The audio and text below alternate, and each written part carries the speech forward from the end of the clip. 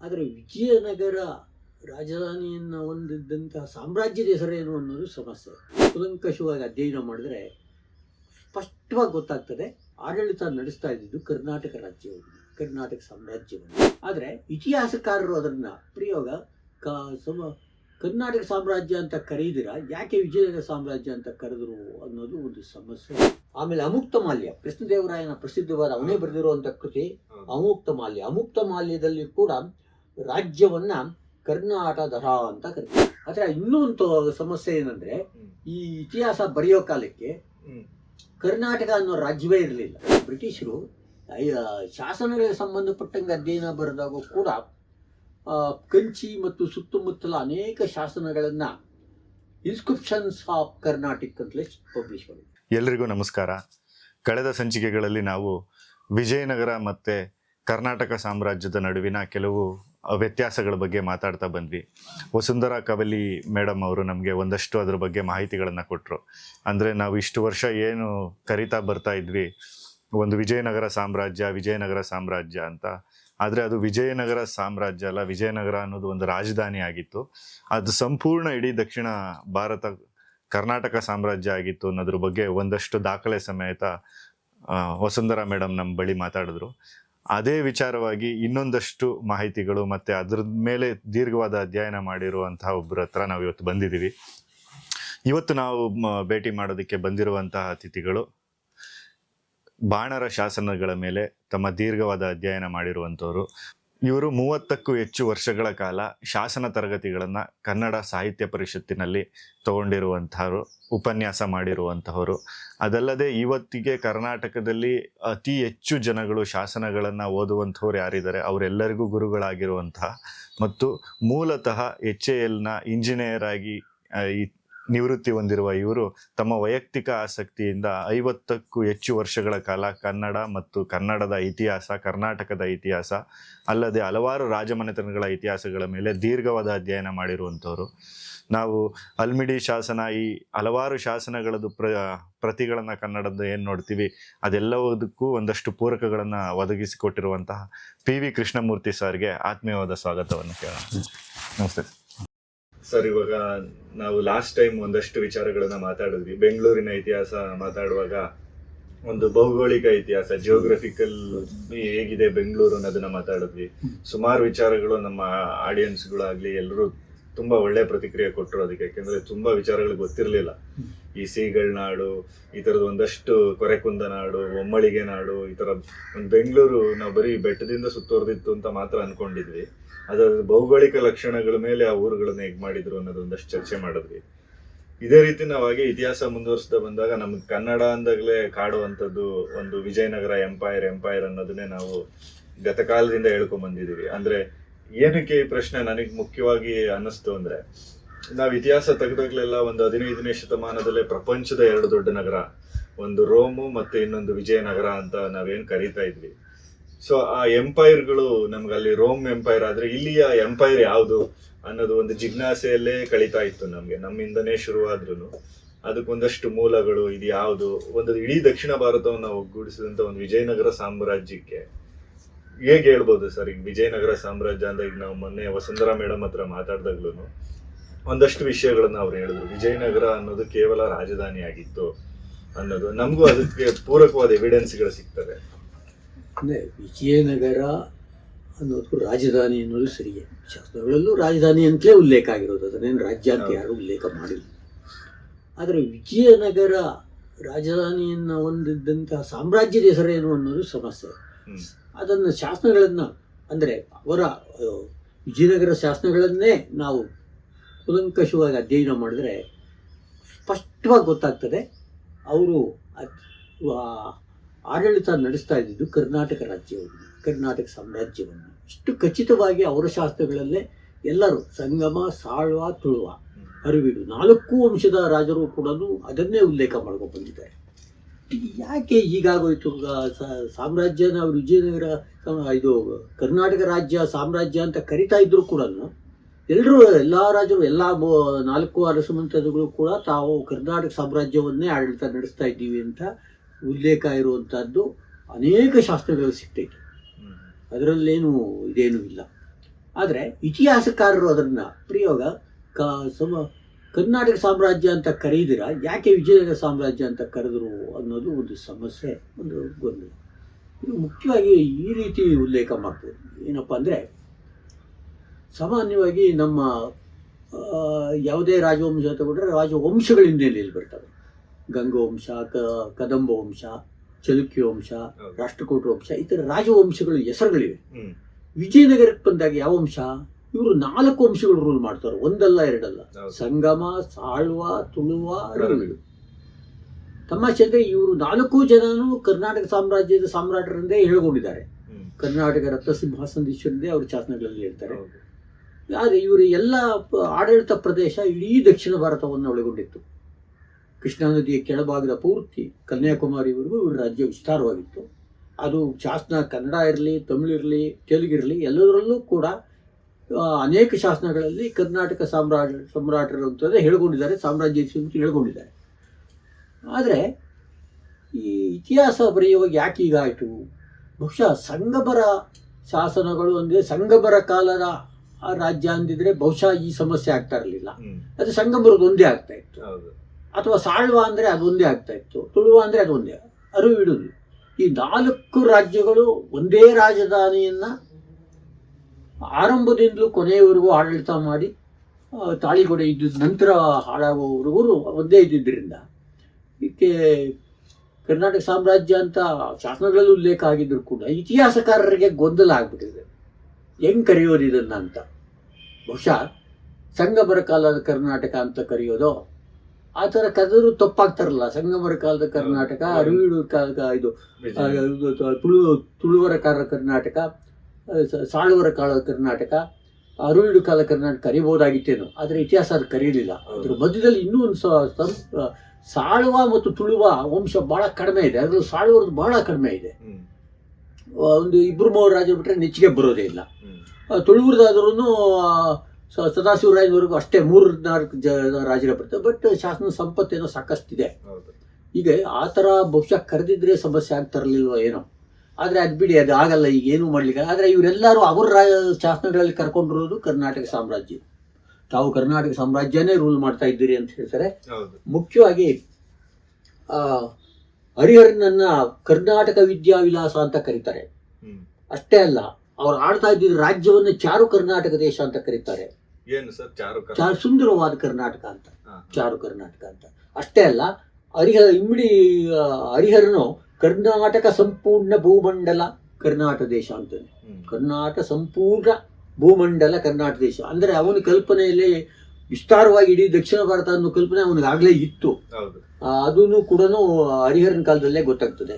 ಇನ್ನು ಸಂಗಮ ವಂಶದ ಇನ್ನೊಬ್ಬ ರಾಜನ ವಿರೂಪಾಕ್ಷನ ಕಾಲದಲ್ಲಿ ಕರ್ನಾಟಕ ಚತುಸ್ಸಮುದ್ರಾಧಿಪತಿ ಅಂತಲೂ ಕರ್ಕೊಂಡಿದ್ದಾನೆ.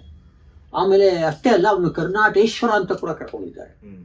ಇಷ್ಟೆಲ್ಲ ಇದೆ. ಕೃಷ್ಣದೇವರ ಕಾಲದಂತೂ ಬೇಕಾದಷ್ಟು ಲೆಕ್ಕನೇ ಇಲ್ಲ, ಅಷ್ಟು ಉಲ್ಲೇಖಗಳು ನಮಗೆ ಸಿಗ್ತವೆ. ಕರ್ನಾಟಕ ಸಿಂಹಾಸನ ಸ್ಥಾಪನಾಚಾರ್ಯ, ವಿಜಯನಗರ ರತ್ನ ಸಿಂಹಾಸನಾಧೀಶ, ಅಲ್ಲಿ ಕ್ಯಾಪಿಟಲ್ ಹೇಳ್ತಾನೆ. ಕ್ಯಾಪಿಟಲ್ನಲ್ಲಿ ಅವ್ರ ರತ್ನ ಸಿಂಹಾಸನ ಇತ್ತು ಅನ್ನೋದನ್ನು ಹೇಳ್ತಾನೆ. ಅದೇ ಥರನೇ ಕರ್ನಾಟಕ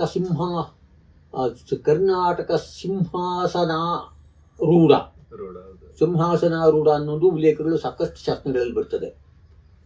ಆಮೇಲೆ ಅಷ್ಟೇ ಅಲ್ಲ, ಕರ್ನಾಟಕ ರಾಜ್ಯ ಸ್ಥಾಪನಾಚಾರ್ಯ ಅಂತಲೂ ಎಲ್ಲರೂ ಕರ್ಕೊಂತಾರೆ. ಸ್ಥಾಪನೆ ಆಗಿದ್ರು ಕೂಡ ಇವರು ಪ್ರತಿಯೊಬ್ಬ ರಾಜರು ಸ್ಥಾಪನಾಚಾರ್ಯ ಅಂತ ಹೇಳ್ಕೊಳ್ಳೋದು ಒಂದು ಅಭ್ಯಾಸ ಆಗೋಗಿದೆ. ಅದು ಬಿಡಿ, ಅದು ಬೇರೆ ವಿಷಯ. ತೆಲುಗು ಇನ್ಸ್ಕ್ರಿಪ್ಷನ್ಸ್ ಅಲ್ಲೂ ಕೂಡ ಸಾಕಷ್ಟು ಕಡೆ ಬರ್ತದೆ. ಇದು ಕಾಲ್ಡ್ ಕರ್ನಾಟಕ ವಿಜಯನಗರಾಧೀಶ್ವರ ಕೃಷ್ಣರಾಯ ಅಂತ ಕರೀತಾರೆ. ಕೃಷ್ಣದೇವರಾಯನ ಕರ್ನಾಟ ವಿಜಯನಗರಾಧೀಶ್ವರ ಕೃಷ್ಣರಾಯ ಅಂತಲೇ ಕರೀತಾರೆ. ಆಮೇಲೆ ಕರ್ನಾಟ ಭೂಪ ಅಂತ ಅಚ್ಯುತರಾಯನನ್ನು ಕರೀತಾರೆ. ಆಮೇಲೆ ಅಷ್ಟೇ ಅಲ್ಲ, ಸಂಸ್ಕೃತ ಕಾವ್ಯ ಯಾರ್ದು ವೀರಕಂಪಣ್ಣ ಒಡೆಯರು ಸಂಗಮರ ಕಾಲದಲ್ಲಿ ಬರೆದಿದ್ದು, ಆ ಕಾವ್ಯದಲ್ಲೂ ಕೂಡ ಕರ್ನಾಟ ಲೋಕ ನಯನೋತ್ಸವ ಪೂರ್ಣಚಂದ್ರ ಅಂತ ಹೇಳಿ ಕಂಪನನ್ನ ಹೊಗಳ್ತಾಳೆ ಅವಳು. ಕರ್ನಾಟ ಲೋಕ ನಯನೋತ್ಸವ ಪೂರ್ಣಚಂದ್ರ ಅಂತ. ಅಂದ್ರೆ ಇಡೀ ಕರ್ನಾಟಕದಲ್ಲಿ ನಯನ ಮನೋಹರ ಇದ್ದ ಅನ್ನೋದನ್ನ ಪೋಯಿದ್ದಾರೆ. ಆಮೇಲೆ ತೆಲುಗು ಸಾಹಿತಿ ಶ್ರೀನಾಥ ಅವನು ಹೇಳೋದು ಬಹಳ ಮುಖ್ಯ ಆಗ್ತದೆ. ದೇವರಾಜ ಇಮ್ಮಡಿ ದೇವರಾಜನ ಕರ್ನಾಟಕ ಕ್ಷಿತಿಪಾಲ ಅಂತಲೇ ಕರೀತಾರೆ. ಕರ್ನಾಟಕ ಕ್ಷಿತಿಪಾಲ ಅಂತಲೇ ಕರೀತಾನೆ. ಅಂದ್ರೆ ಅದು ಯಾವುದೇ ಬೇರೆ ಭಾಷಾ ಪ್ರದೇಶದವರು ಕೂಡ ಇವರನ್ನ ಕರ್ನಾಟಕದವರು ಅಂತಲೇ ಕರಿತಾ ಇರ್ತಾರೆ. Address the empire as Karnataka ರಾಜ್ಯ ಲಕ್ಷ್ಮಿ ಅಂತಲೂ ಕರೀತಾರೆ. ಇನ್ನು ಬೇರೆ ಬೇರೆ ಕೃತಿಗಳಲ್ಲೂ ಕೂಡ ಬುಕ್ಕರಾಯನನ್ನ ಕರ್ನಾಟಕ ಕ್ಷಿತಿನಾಥ ಅಂತ ಕರೀತಾರೆ. ಆಮೇಲೆ ಅಮುಕ್ತ ಮಾಲ್ಯ, ಕೃಷ್ಣದೇವರಾಯನ ಪ್ರಸಿದ್ಧವಾದ ಅವನೇ ಬರೆದಿರುವಂತ ಕೃತಿ ಅಮುಕ್ತ ಮಾಲ್ಯ. ಅಮುಕ್ತ ಮಾಲ್ಯದಲ್ಲಿ ಕೂಡ ರಾಜ್ಯವನ್ನ ಕರ್ನಾಟಕ ದರ ಅಂತ ಕರೀತಾನೆ. ಕರ್ನಾಟಕ ದರೆ ಅನ್ನೋ ಅರ್ಥದಲ್ಲಿ. ಆಮೇಲೆ ಅವನೇ ಬರೆದಿರುವ ಜಾಂಬವತಿ ಕಲ್ಯಾಣಂ ಪುಸ್ತಕದಲ್ಲಿ ಕೂಡ ವಿರೂಪಾಕ್ಷ ದೇವರನ್ನ ಕರ್ನಾಟಕ ರಾಜ್ಯ ರಕ್ಷಾಮಣಿ ಅಂತ ಕರೀತಾರೆ. ಅವನೇ ಕೃಷ್ಣದೇವರಾಯನ ಬರೆದಿರೋ ಪುಸ್ತಕದಲ್ಲಿ, ತೆಲುಗು ಪುಸ್ತಕದಲ್ಲೂ ಕೂಡ ಹಾಗೆ ಬರೆದಿದ್ದಾರೆ. ಮತ್ತೆ ನಮ್ಮ ಕುಮಾರವ್ಯಾಸದ ಮಹಾಭಾರತಕ್ಕೆ ಹೆಸರು ಕರ್ನಾಟಕ ಭಾರತ ಕಥಾ ಮಂಜರಿ ಅಂತ ಇದೆ. ಅಲ್ಲಿ ಎಷ್ಟೋ ಸಾರಿ ಕನ್ನಡ ಅನ್ನೋದಕ್ಕೆ ಪರ್ಯಾಯವಾಗಿ ಕರ್ನಾಟಕ ಕನ್ನಡ ಅನ್ನೋದಕ್ಕೂ ಆಗ್ತದೆ, ಭಾಷೆನೂ ಆಗ್ತದೆ, ಎರಡೂ ಆಗ್ತದೆ. ಎರಡೂ ರೀತಿಯಲ್ಲಿ ಸಾಕಷ್ಟು ಇದೆ. ಹೀಗಾಗಿ ಅದು ಬಹಳ ಪ್ರಬಲವಾದ ಆಧಾರಗಳೇ ಖಂಡಿತವಾಗ್ಲೂ ಇದ್ರೂ ಕೂಡ ಈ 4 ರಾಜ್ಯಗಳು ಒಟ್ಟಿಗೆ ಬಂದಿದ್ದರಿಂದ ಬಹುಶಃ ವಿದ್ವಾಂಸರಿಗೂ ಗೊಂದಲ ಆಗಿರ್ಬೇಕು ಹೆಂಗ್ ಕರೆಯೋದು ಅಂತ. ಆದ್ರೆ ಇನ್ನೊಂದು ಸಮಸ್ಯೆ ಏನಂದ್ರೆ, ಈ ಇತಿಹಾಸ ಬರೆಯೋ ಕಾಲಕ್ಕೆ ಕರ್ನಾಟಕ ಅನ್ನೋ ರಾಜ್ಯವೇ ಇರಲಿಲ್ಲ. ಅಲ್ಲ, ಕರ್ನಾಟಕ ರಾಜ್ಯ ಅಂದ್ರೆ ಕರ್ನಾಟಕ ಅಂತ ಕರೆಯುವಂತ ಹೆಸರಿರುವಂತ ರಾಜ್ಯ ಏನೂ ಇಲ್ಲ. ಉಲ್ಲೇಖಗಳು ಸಿಗ್ತಾ ಇತ್ತು. ಅಂದ್ರೆ ಕನ್ನಡ ಮಾತಾಡೋ ಜನಗಳು ನಾವು ಕರ್ನಾಟಕ ಅಂತ ಕರೆದ್ರು ಕೂಡ ಆ ಪ್ರದೇಶಗಳು ಎಲ್ಲಿದ್ವು? ಒಂದ್ ಕಡೆ ಹೈದರಾಬಾದ್ ಕರ್ನಾಟಕ ಸೇರ್ಕೊಂಡಿತ್ತು ನಿಜಾಮ್ನ ಆಡಳಿತಕ್ಕೆ, ಇನ್ನೊಂದು ಭಾಗ ಮುಂಬೈ ಕರ್ನಾಟಕಕ್ಕೆ ಸೇರ್ಕೊಂಡಿತ್ತು, ಮತ್ತೊಂದು ಭಾಗ ಮದ್ರಾಸ್ ಪ್ರೆಸಿಡೆನ್ಸಿಯಲ್ಲಿತ್ತು, ಇನ್ನು ಉಳಿದಿದ್ದು ಮೈಸೂರು ಸಂಸ್ಥಾನದಲ್ಲಿತ್ತು. ಹಿಂಗ್ ಬೇರೆ ಬೇರೆ ಹರಿದು ಹಂಚೋಗಿದ್ರಿಂದ ಆಗಿನ ಕಾಲದ ಯಾರೇ ಪ್ರಬಲವಾದ ಇತಿಹಾಸಕಾರರು ಕೂಡ ಈ ಕರ್ನಾಟಕದ ಕಡೆ ಅಂತ ಹೇಳೋದಕ್ಕೂ ಸಾಧ್ಯ ಇಲ್ಲ ಅಂತ ಪರಿಸ್ಥಿತಿಯಲ್ಲಿದ್ದಾಗ ಬ್ರಿಟಿಷರೇ ಆಗಿನ ಕಾಲದ ಇತಿಹಾಸವನ್ನು ಬರಿತಾ ಇದ್ದಿದ್ದರಿಂದ ಬರೆದಾಗ ಅವರು ಬಹುಶಃ ಒಂದು ಯಾವುದಾದ್ರೂ ಒಂದು ಮೂಲ ಸರಿ ಒಂದು ಸಮಾನವಾಗಿರಲಿ ಅನ್ನೋ ಕಾರಣಕ್ಕೋ ಏನಕ್ಕೋ ರಾಜಧಾನಿಯನ್ನೇ ಮುಖ್ಯ. ಯಾಕೆಂದ್ರೆ ಈ 4 ರಾಜವಂಶಗಳು ಒಂದೇ ರಾಜಧಾನಿಯನ್ನೇ ಕೇಂದ್ರವಾಗಿ ರಾಜ್ಯವನ್ನು ಆಳಿದ್ರು. ಅದಕ್ಕೆ ಕರ್ನಾಟಕ ರಾಜ್ಯ ಅಂತ ಕರೆದ್ರು ಅಂತ ಅನಿಸುತ್ತೆ. ತಪ್ಪೇನು ಇಲ್ಲ, ಈಗ ಏನು ಮಾಡ್ಲಿಕ್ಕೆ ಆಗಲ್ಲ. ಬಹಳ ವರ್ಷಗಳಿಂದ ಅಧ್ಯಯನಗಳಲ್ಲಿ ಇದು ನಡೆದೋಗಿದೆ. ಈಗಲೂ ಕೂಡ ಬ್ರಿಟಿಷ್ ಸಂಸ್ಕೃತಿ ಆಕ್ಚುಲಿ ಹಂಗೆ ಇದೆಯಲ್ಲ ಸರ್, ಅವ್ರ ರಾಜಧಾನಿಗಳನ್ನೇ ಹೈಲೈಟ್ ಮಾಡಿ ಅದು ಇರ್ತೈತೆ. ಇಂಗ್ಲೆಂಡ್ ಗಿಂತ ಲಂಡನ್ ಪ್ರಸಿದ್ಧಿ ಆಗ್ತದೆ. ಹೌದು, ಆತರ ಈ ತರ ನಮ್ಗಿರೋದ್ರಿಂದ ಇಲ್ಲಿ ರಾಜವಂಶಗಳು ಫ್ರಾನ್ಸ್ ಗಿಂತ ಪ್ಯಾರಿಸ್ ಪರಿಚಯ. ಬಹುಶಃ ಆ ಕಾರಣನೂ ಒಂದಾಗ್ತೈತೆ. ಇಷ್ಟಾಗಿನೂ ಕೂಡ ಏನು ಇವಾಗ್ಲೂ ಬೆಂಗಳೂರೇ ಅಲ್ವಾ ಸರ್, ಕರ್ನಾಟಕ ಅಂದ್ರೆ ಬೆಂಗಳೂರು ಅಂತೀರಿ. ಹೌದೌದು, ಅದಂಗೆ ಇದೆ. ಯಾವಾಗಲೂ ರಾಜಧಾನಿ ಗೌರವ ಇದ್ದೇ ಇರ್ತೈತೆ. ಆದ್ರೆ ರಾಜ್ಯದ ಹೆಸರು ಬಂದಾಗ ಕರ್ನಾಟಕ ರಾಜ್ಯ ಅಂತ ಇದ್ದಿದ್ದು ನಿಜ. ಅಷ್ಟೇ ಅಲ್ಲ, ಇನ್ನೊಂದು ತಮಾಷೆ ಇದೆ. ಈ ಆರ್ಕಾಟ್ ನವಾಬರು, ಆರ್ಕಾಟ್ ಇರೋದು ತಮಿಳುನಾಡಲ್ಲಿ. ಬ್ರಿಟಿಷರು ಪುಸ್ತಕ ಬರೆಯುವಾಗ ನವಾಬ್ ಸಬ್ ಕರ್ನಾಟಿಕ್ ಅಂತ ಕರೀತಾರೆ. ಅಂದ್ರೆ ಬ್ರಿಟಿಷರು ಆಡಳಿತ ಶುರು ಮಾಡಿದಾಗ ಅವರು ಯಾವ ಅಧೀನದಲ್ಲಿ ಏನಾಗಿತ್ತು ಅವ್ರಿಗಿನ್ನ ಮೊದಲು ಆ ಪ್ರದೇಶ ಅನ್ನೋ ಕಲ್ಪನೆ ಅವ್ರಿಗಿತ್ತು. ಆ ಪ್ರದೇಶ ಕರ್ನಾಟಕದ್ದೇ ಆಗಿದ್ದ ಕಾರಣಕ್ಕೋಸ್ಕರವೇ ಹೊಯ್ಸಳರ ರಾಜ್ಯ ಕರ್ನಾಟಕ, ಅದರಲ್ಲಿ ಏನು ಕ್ವಶನ್ನೇ ಇಲ್ಲ.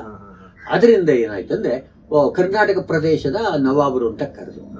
ಅಷ್ಟೇ ಅಲ್ಲ, ಬ್ರಿಟಿಷರು ಶಾಸನಗಳಿಗೆ ಸಂಬಂಧಪಟ್ಟಂಗೆ ಅಧ್ಯಯನ ಬರೆದಾಗ ಕೂಡ ಕಂಚಿ ಮತ್ತು ಸುತ್ತಮುತ್ತಲ ಅನೇಕ ಶಾಸನಗಳನ್ನ ಇನ್ಸ್ಕ್ರಿಪ್ಷನ್ಸ್ ಆಫ್ ಕರ್ನಾಟಿಕ್ ಅಂತಲೇ ಪಬ್ಲಿಷ್ ಮಾಡಿದ್ರು. ಇಂಡಿಯನ್ ಆಂಟಿಕ್ವೈರಿ ಮುಂತಾದ ಸಂಪುಟಗಳಲ್ಲಿ ಇನ್ಸ್ಕ್ರಿಪ್ಷನ್ಸ್ ಆಫ್ ಕರ್ನಾಟಿಕ್. ಇದು ಆಕ್ಚುಲಿ ಏನ್ ಸರ್, ಇದು ಈ ಕರ್ನಾಟಿಕ್ ಈಗ ನಮ್ಗೆ ಮಹಾಭಾರತದಿಂದಲೂ ಕರ್ನಾಟಕ ಬಳಕೆ ಇದೆ. ಈ ಕರ್ನಾಟಿಕ್ ಅಂತ ಮಾಡ್ಬಿಟ್ರು, ಈ ಕೆನರಾ ಅಂತ ಮಾಡಿದ್ರಲ್ಲ ಇವ್ರು ಬಂದ ತಕ್ಷಣ ಅವರಿಗೆ ಅವರ ಭಾಷೆಗೆ ಅನುಕೂಲ ಮಾಡಿದ್ರು, ಇನ್ನೇನು ಅಲ್ಲ. ಬಟ್ ಇದಕ್ಕೊಂದು ವಾದ ಇದೆಯಲ್ಲ ಸರ್, ಕೆನರಾ ಅಂದ್ರೆ ಕನ್ನಡ, ಕರ್ನಾಟಿಕ್ ಅಂದ್ರೆ ಕರ್ನಾಟಕ ಅಂತ. ಏನು ಅಂತ ಸೂಕ್ಷ್ಮದೇನು ಇಲ್ಲ, ಅದು ತಿಳ್ಕೊಂಡಿದ್ದಾರೆ ಅಷ್ಟೇ. ಕನ್ನಡವನ್ನು ಕ್ಯಾನರೀಸ್ ಅಂತ ಕೂಡ ಬರೀತಾ ಇದ್ರು. ಎಷ್ಟೋ ಹಳೆ ಪುಸ್ತಕಗಳು ನೋಡಿ ಕ್ಯಾನರೀಸ್ ಲ್ಯಾಂಗ್ವೇಜ್ ಅಂತ ಕರೆದವ್ರೆ. ಇಂದ ಅಂತ ಸೀರಿಯಸ್ ಆಗಿ ಅವೆರಡರನ್ನ ಏನು ಭಯಪಡ್ಕೊಂಡು ಕರ್ನಾಟಿಕ್ ಅನ್ನೋದು ಕರ್ನಾಟಕ, ನಮ್ಮ ಎಪಿಗ್ರಫಿಯ ಕರ್ನಾಟಕ, ಇಂಡಿಕಾ, ಹೌದು. ಆ ಕಾಲದ ಎಂಡಿಂಗ್ ಆಗೋದು Correct. ಇದಷ್ಟೇ, ಅದೇನು ಅವ್ರಿಗೊಂದ್ ಸ್ವಲ್ಪ ಸ್ಟೈಲಿಶ್ ಆಗಿ ಮಾಡ್ಕೊಂಡಿದ್ದಾರೆ. ಅಷ್ಟೇ, ಅದೇನು ಇಲ್ಲ. ಒಟ್ಟಲ್ಲಿ ಬ್ರಿಟಿಷರು ಆಕ್ರಮಣ ಮಾಡಿದಾಗ ಈ ಪ್ರದೇಶನ ವಿಜಯನಗರ ಕೈಯಲ್ಲೇ ಇದ್ದಿದ್ರಿಂದ ಅವ್ರು ಇದನ್ನ ಕರ್ನಾಟಕ ಅಂತಲೇ ಗ್ರಹಿಸಿದ್ರು ಅನ್ನೋದ್ರಲ್ಲಿ ಸ್ಪಷ್ಟವಾಗಿ ಅಂದ್ರೆ ಗೊತ್ತಾಗ್ತದೆ. ಈಗ ನೀವ್ ಹೇಳ್ತಿರೋದು, ಈಗ ಫಸ್ಟ್ ನಮ್ಗೇನು ಪೋರ್ಚುಗೀಸರು ಎಂಟ್ರಿ ಆಗುತ್ತೆ. ಹಾ. ಪೋರ್ಚುಗೀಸರು ಎಂಟರ್ ಆದಾಗ ಫಸ್ಟ್ ಅವರು ಕೊಚ್ಚಿಯಲ್ಲಿ ಒಂದ್ ಸೆಟ್ಲ್ಮೆಂಟ್ ಮಾಡ್ಕೊಂಡು ಅಲ್ಲೊಂದ್ ಕೋಟೆ ಕಟ್ಕೊಂಡ್ರು. ಅದಾದ್ಮೇಲೆ ನಮ್ ಬಿಜಾಪುರ್ ಸುಲ್ತಾನೇಟ್ಸ್ ನ ಗೋವಾದಲ್ಲಿ ಸೋಲ್ಸಿ ಗೋವಾಗ್ ಬಂದ್ರು. ಗೋವಾದಲ್ಲಿ ಅವ್ರ ಲ್ಯಾಂಡ್ ನ ಏನ್ ಸ್ಟಾರ್ಟ್ ಮಾಡಿದ್ರು. ಸೊ ಈ ಟೈಮ್ ಅಲ್ಲಿ ನನಗ್ ಅನ್ಸೋದು ಸರ್, ಇವ್ರು ಅಲ್ಲೆಲ್ಲ ಬಂದ್ರು, ಕೊಚ್ಚಿ ಹಿಡಿದ್ರು, ಗೋವಾ ಹಿಡಿದ್ರು, ಕೊನೆಯವರೆಗೂ ಇವ್ರು ಇದ್ದಂತ ಜಾಗ ಕರ್ನಾಟಕದೊಳಗೆ ಬರ್ಲೇ ಇಲ್ಲ. ಇವತ್ತಿನ ಭಾಗ ನಾವೇನ್ ಕರ್ಕೋತಾ ಇದೀವಿ ಅಲ್ಲಿಗೆ ಬರಕ್ ಆಗೇ ಇಲ್ಲ.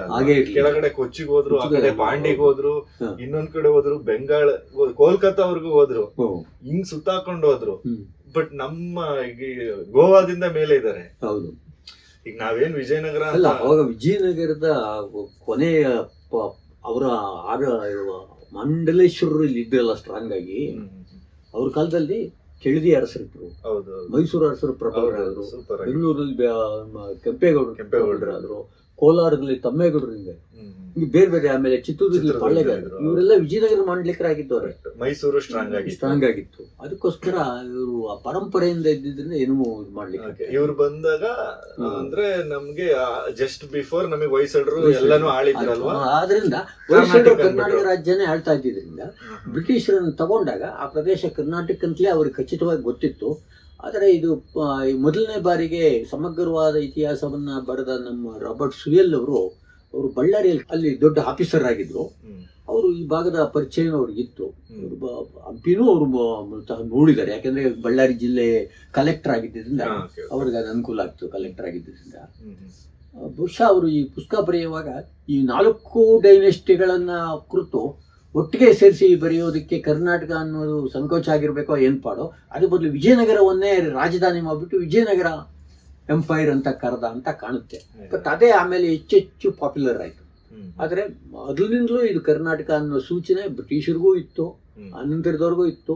ಅಷ್ಟೇ ಅಲ್ಲ, ತೆಲುಗು ಅರಸಮನೆತನವಾದ ಅರವೀಡಿನವ್ರಿಗೂ ಇತ್ತು. ಅರವೀಡಿನವರು ತಮ್ಮ ತೆಲುಗು ಶಾಸನಗಳಲ್ಲಿ, ಕನ್ನಡ ಶಾಸನಗಳಲ್ಲಿ, ಎಲ್ಲದರಲ್ಲೂ ಕೂಡ ಸಂಸ್ಕೃತ ಶಾಸನಗಳಲ್ಲೂ ತಾವು ಕರ್ನಾಟಕ ಸಿಂಹಾಸನಾಧೀಶರು ಅಂತ ಹೇಳಿಕೊಂಡಿದ್ದಾರೆ. ಹೀಗೆ ಬಹಳ ಸ್ಪಷ್ಟವಾದ ಉಲ್ಲೇಖ. ಇದು ಅಲ್ಲದೆ ಇತ್ತೀಚೆಗೆ ಬಂದ ಪುಸ್ತಕ ಇದರ ಬಗ್ಗೆ ಅಂದರೆ, ರಿಕ್ಕಿ ಅವರು ಸಂಗ್ರಹಿಸಿದ ICHRಗೆ, ಡೆಲ್ಲಿ ICHR ವಿಜಯನಗರದ ಶಾಸನ 2ನೇ ಸಂಪುಟದ ಮುನ್ನುಡಿಯಲ್ಲಿ ಬಹಳ ದೀರ್ಘವಾಗಿ ವಿಶಿಷ್ಟವಾಗಿ ಬರೆದಿದ್ದಾರೆ. ಎಷ್ಟೆಲ್ಲ ಉಲ್ಲೇಖಗಳಿದೆ ಅನ್ನೋದನ್ನು ಅವರು ತೋರಿಸಿದ್ದಾರೆ. ಅಷ್ಟು ಅಲ್ಲದೆ ಸುಂದರ ಪಿಲಿಯೋಜ ಅವರು ಇದನ್ನ ಪ್ರಸ್ತಾಪನೆ ಮಾಡ್ತಾ ಇದ್ದಾರೆ ಗಟ್ಟಿಯಾಗಿ ಅಂತಲೂ ಅವರು ಹೇಳಿದ್ದಾರೆ. ಸುಂದರ ಪಿಲಿಯೋಜ ಅವರು ಹೇಳ್ತಾ ಇರೋದು ಸರಿಯೇ, ಅದರಲ್ಲಿ ಏನೂ ತಪ್ಪಿಲ್ಲ. ಕರ್ನಾಟಕ ಸಾಮ್ರಾಜ್ಯವೇ ಇದಾಗಿತ್ತು. ಆ ನಂತರದಲ್ಲಿ ಕಾರಣಾಂತರಗಳಿಂದ ಅದನ್ನ ನಾವು ವಿಜಯನಗರ ಸಾಮ್ರಾಜ್ಯ ಅಂತ ಕರಿತಾ ಇದ್ದೀವಿ. ಈಗ ಅದೇ ಮುಂದುವರೆದಿದೆ. ಸದ್ಯದ ಪರಿಸ್ಥಿತಿಯಲ್ಲಿ ಅದನ್ನು ನೇರವಾಗಿ ಬದಲಾಯಿಸ್ಲಿಕ್ಕೆ ಸಾಧ್ಯ ಆಗದೆ ಹೋದ್ರೂ ಕೂಡ ಬೇರೆ ಒಂದು ಮಾರ್ಗಗಳನ್ನು ಕಂಡುಹಿಡ್ಕೊಬಹುದು. ಸಾಮಾನ್ಯವಾಗಿ ನನ್ನ ಲೇಖನದಲ್ಲಿ ನಾನು ಬರೆಯೋದು ಕರ್ನಾಟಾಧೀಶರಾದ ವಿಜಯನಗರದ ಅರಸರು ಅಂತ ಬರೀತೀನಿ. ಅಂದ್ರೆ ಕರ್ನಾಟಕ ರಾಜ್ಯ ಮತ್ತೆ ರಾಜಧಾನಿ ಎರಡೂ ಸೇರಿಸಿ ಬರೆದುಕೊಳ್ಳೋದ್ರಿಂದ ಏನು ಸಮಸ್ಯೆ ಆಗಲ್ಲ. ಕರ್ನಾಟಕಾಧೀಶರಾದ ವಿಜಯನಗರದ ಅರಸರು, ಕರ್ನಾಟಕಾಧೀಶರಾದ ವಿಜಯನಗರದ ಅರಸರು, ಈ ರೀತಿ ಬರೆಸ್ಕೊಳ್ಳೋದ್ರಿಂದ ಕರ್ನಾಟಕಕ್ಕೂ ಉಳಿಯುತ್ತೆ, ವಿಜಯನಗರನೂ ಉಳಿಯುತ್ತೆ. ಆಮೇಲೆ ಇನ್ನೂ ಮೈಕ್ರೋ ಸ್ಟಡಿ ಹೋದಾಗ ಅವರು ಸಂಗಮಾಳದರು, ಸಾಳೂರು, ತುಳೂರನ್ನು ಕೂಡ ಪ್ರತ್ಯೇಕಿಸಿ ಹೇಳ್ಬೋದು. ಒಟ್ಟಲ್ಲಿ 4 ಲೆಕ್ಕದಲ್ಲಿ ಇವರು ಬರ್ತಾ ಇರೋದ್ರಿಂದ ವಿಶಿಷ್ಟವಾಗಿದೆ. ವಿಜಯನಗರ ಹುಟ್ಟೋದಕ್ಕೆ ಕಾರಣವೇ ಉತ್ತರದ ಕಡೆಯಿಂದ ಮುಸ್ಲಿಮರ ಆಕ್ರಮಣ. ಅದರಲ್ಲಿ ಬೇಸತ್ತಿದ್ದಂಥ ಮುಮ್ಮಡಿ ವೀರಬಲ್ಲಾಳನು ಏನಾದರೂ ಮಾಡಿ ಹಿಂದೂ ಸಾಮ್ರಾಜ್ಯವನ್ನ ಮಾಡಬೇಕು ಅನ್ನೋ ಕಲ್ಪನೆಯಲ್ಲಿ ಅವನ ಸಾಮಂತರ, ಅವನ ಮಾಂಡಲಿಕರಾಗಿದ್ದವ್ರನ್ನ ಎಲ್ಲರನ್ನೂ ಕೂಡ ಈ ಅಕ್ಕಬುಕ್ಕರಿಗೆ ಒಂದು ರೀತಿಯಲ್ಲಿ ಪರೋಕ್ಷವಾಗಿ ಸಹಕಾರ ನೀಡೋ ತರ ಮಾಡಿದ್ದ.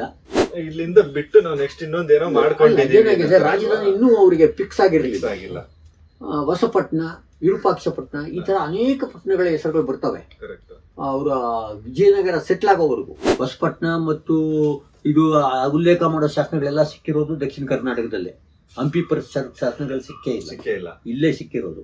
ಹೊಸಪಟ್ಟಣ ಮತ್ತು ವಿರೂಪಾಕ್ಷಪಟ್ಟಣ ಅಂದ್ರೆ ವಿಜಯನಗರ ಕಾಲದಲ್ಲಿ ಹೊಯ್ಸಳ ರಾಜ್ಯ ಅಂತ ರೂಲು ವಿಜಯನಗರ, ಬಟ್ ಅವ್ರದ್ದು ಒಂದು ರಾಜ್ಯ ಇದೆ, ಅನೇಕ ರಾಜ್ಯಗಳಲ್ಲಿ ಹೊಯ್ಸಳರ ರಾಜ್ಯ ಅಂತ ಒಂದಿದೆ. ಕರೆಕ್ಟ್. ಆ ರಾಜ್ಯ ಏನಪ್ಪಾ ಅಂದ್ರೆ ಹೊಯ್ಸಳರು ಮೂಲಭೂತವಾಗಿ ಆಡ್ತಾ ಇದ್ರಲ್ಲ ಅವರ ಕೋರ್ ಏರಿಯಾ. ಮೊದಲಿದ್ದಂತ ಹೊಯ್ಸಳರು ನಿಜವಾಗ್ಲೂ ಹೇಳಿದ್ರೆ ಕಲ್ಯಾಣಿ ಚಾಲುಕ್ಯರ ಮಾಂಡ್ಲಿಕರು. ಕಲ್ಯಾಣಿ ಚಾಲುಕ್ಯರಿಗೆ ಬೇರೆ ಬೇರೆ ಮಾಂಡ್ಲಿಕರು ಇದ್ರು, ಅದರಲ್ಲಿ ಹೊಯ್ಸಳರು ಬಹಳ ಮುಖ್ಯ ಆಗ್ತಾರೆ, ಪ್ರಬಲವಾಗ್ತಾರೆ. ಆ ಕಡೆ ಯಾದವರು, ದೇವಗಿರಿ ಯಾದವರು ಅಂದ್ರೆ ಸೇವಣೂರು, ಆಮೇಲೆ ಆಂಧ್ರದ ಕಡೆ ಇನ್ನೊಂದು ಕಾಕತೀಯರು ಇರ್ತಾರೆ. ಈ ವಂಶಗಳ ಮೇಲೆ ಉತ್ತರದಿಂದ ಆಕ್ರಮಣಗಳಾದಾಗ ಆ ಕಾರಣಕ್ಕೆ ಹೊಯ್ಸಳರು ಕೂಡ ಕೊನೆಗೆ ಬಹಳ ಕಷ್ಟ ಅನುಭವಿಸ್ತಾರೆ ಆಕ್ರಮಣಗಳಿಂದ. ಅದರಲ್ಲಿ ಬೇಸತ್ತಿದ್ದಂತ ಮುಮ್ಮಡಿ ವೀರಬಲ್ಲ ಅಣ್ಣು ಏನಾದರೂ ಮಾಡಿ ಹಿಂದೂ ಸಾಮ್ರಾಜ್ಯವನ್ನ ಮಾಡಬೇಕು ಅನ್ನೋ ಕಲ್ಪನೆಯಲ್ಲಿ ಅವನ ಅವನ ಮಾಂಡ್ಲಿಕರಾಗಿದ್ದವ್ರನ್ನ ಎಲ್ಲರನ್ನೂ ಕೂಡ ಈ ಅಕ್ಕಬುಕ್ಕರಿಗೆ ಒಂದು ರೀತಿಯಲ್ಲಿ ಪರೋಕ್ಷವಾಗಿ ಸಹಕಾರ ನೀಡೋ ತರ ಮಾಡಿದ್ದ. ಅದೇ ಇಲ್ಲಿನ ನಮ್ಮ ಬೆಂಗಳೂರು ಈ ಪರಿಸರದ ಶಾಸನಗಳಲ್ಲಿ ನೋಡಿದ್ರೆ 42ರವರೆಗೂ ನಮಗೆ ಹೊಯ್ಸಳರ ಶಾಸನಗಳು ಸಿಗ್ತವೆ, ವಿಜಯನಗರ ಶಾಸನಗಳು ಸಿಗ್ತವೆ. ಅವರಿಗೆ ಅಧೀನದಲ್ಲಿದ್ದವರು ಇವ್ರಿಗೆ ಅಧೀನದಲ್ಲಿದ್ದವರು ಅವರು, ಎರಡೂ ವ್ಯತ್ಯಾಸ ಆಗ್ತಾ ಇರ್ತದೆ. ಒಟ್ಟಲ್ಲಿ ಅದರಲ್ಲಿ ಬಲ್ಲಪ್ಪ ದಂಡನಾಯಕ ಅನ್ನೋದು ಬಹಳ ಮುಖ್ಯ. ಬಲ್ಲಪ್ಪ ದಂಡನಾಯಕ ಇಲ್ಲಿ ಹೊಯ್ಸಳರಿಗೂ ಸಂಬಂಧ ಇದೆ, ಆ ಕಡೆ ಬುಕ್ಕರಾಯನಿಗೂ ಸಂಬಂಧ ಇದೆ ವಿಜಯನಗರಕ್ಕೆ. ಈ ಎರಡೂ ಸಂಬಂಧಗಳಿಗೆ ಸೇತುವೆಯಾಗಿ ಕೆಲಸ ಮಾಡಿದನು ವಲ್ಲಪ್ಪ ದಂಡನಾಯಕ. ಅವನ ಕಾಲದಲ್ಲೇ ಇನ್ನೂ ಒಂದು ತಮಾಷೆ ಹೇಳ್ತೀನಿ ಕೇಳಿ. ಫಸ್ಟ್ ಶಾಸನಗಳು ಎಲ್ಲಿ ಸಿಗ್ತಾವೆ ವಿಜಯನಗರದ್ದು ಫಸ್ಟ್ ಶಾಸನಗಳು ಸಿಗೋದು ನಮ್ಮ ಕೋಲಾರದ ಪರಿಸರ, ಅದರಲ್ಲೂ ತಮಿಳುನಾಡಿನ ಭಾಗ ಅಂದ್ರೆ ತಿರುವಡಿ ಮುಳುಬಾಗಿಲು ಇಲ್ಲೆಲ್ಲ ಬಂದು, ಆಮೇಲೆ ಸ್ವಲ್ಪ ಇದೆಲ್ಲ ನಮ್ಮ ಪೆನುಗೊಂಡೆ ಆ ಸುಮಾರು. ಆ ನಂತರದಲ್ಲಿ ಬೆಂಗಳೂರು ಸುತ್ತಮುತ್ತಲು, ಆಮೇಲೆ ಬೆಂಗಳೂರು ಸುತ್ತಮುತ್ತಲು, ತುಮಕೂರು ಸುತ್ತಮುತ್ತಲು, ಹಾಸನ ಸುತ್ತಮುತ್ತಲು, ಚಿಕ್ಕಮಗಳೂರು ಸುತ್ತಮುತ್ತಲು, ಆಮೇಲೆ ಮಂಗಳೂರು. ಒಂದು ಟ್ರ್ಯಾಕ್ ತಿರುವಡಿಯಿಂದ ಮಂಗಳೂರವರೆಗೂ ಒಂದು ಟ್ರ್ಯಾಕ್ ವರೆಗೂ ವಿಜಯನಗರ ಆರಂಭದ ಶಾಸನಗಳು ಸಿಗ್ತಾ ಹೋಗ್ತೈತೆ. ಈ ಟೈಮ್ ಲೈನ್ ಶಾಸನಗಳು ಅಲ್ಲಿ ಸಿಗಲ್ಲ ಹಾಗಾದ್ರೆ ನಮ್ಗೆ ವಿಜಯನಗರದಲ್ಲಿ? ಇಲ್ಲ, ಸಿಗಲ್ಲ. ಮೊದಲು ಸಿಗೋದು ಇಲ್ಲೇನೆ. ಅವರ ಮೊದಲು ಶಾಸನಗಳು ಸಿಗೋದು ಇಲ್ಲೇನೆ. ಇದಕ್ಕಿಂತ ಇನ್ನೇನು ಎವಿಡೆನ್ಸ್ ಬೇಕಾಗುತ್ತೆ? ಏನು ಬೇಕಾಗೇ ಇಲ್ಲ. ಅದೇನಾಯ್ತು, ಈ ಟ್ರ್ಯಾಕ್ ಅಲ್ಲಿ ಅಂದ್ರೆ ತಮಿಳುನಾಡಿನ ತಿರುವಡಿಯಿಂದ ಹಿಡಿದು ಆಂಧ್ರದ ಪೆನುಗೊಂಡೆ ಇದು ಎಲ್ಲ ಸೇರ್ಕೊಂಡು ಈ ಟ್ರ್ಯಾಕ್ ಅಲ್ಲೇ ಅವರೆಲ್ಲ ಹೊಯ್ಸಳರ ಮಾಂಡ್ಲಿಕರಾಗಿದ್ದು, ಇವ್ರಿಗೆ ಸಪೋರ್ಟ್ ಮಾಡಿದ್ರು. ಅವರನ್ನೆಲ್ಲ ಒಗ್ಗೂಡಿಸ್ಕೊಂಡು ವಿಜಯನಗರನು ಕೂಡ ಹೊಯ್ಸಳರಿಗೆ ವಿಜಯನಗರದಲ್ಲಿ ಯಾರು ಇದ್ರು ಅವಾಗ ಅವರು ಹೊಯ್ಸಳರಿಗೆ ಮಾಂಡ್ಲಿಕರಾಗಿದ್ದವರು.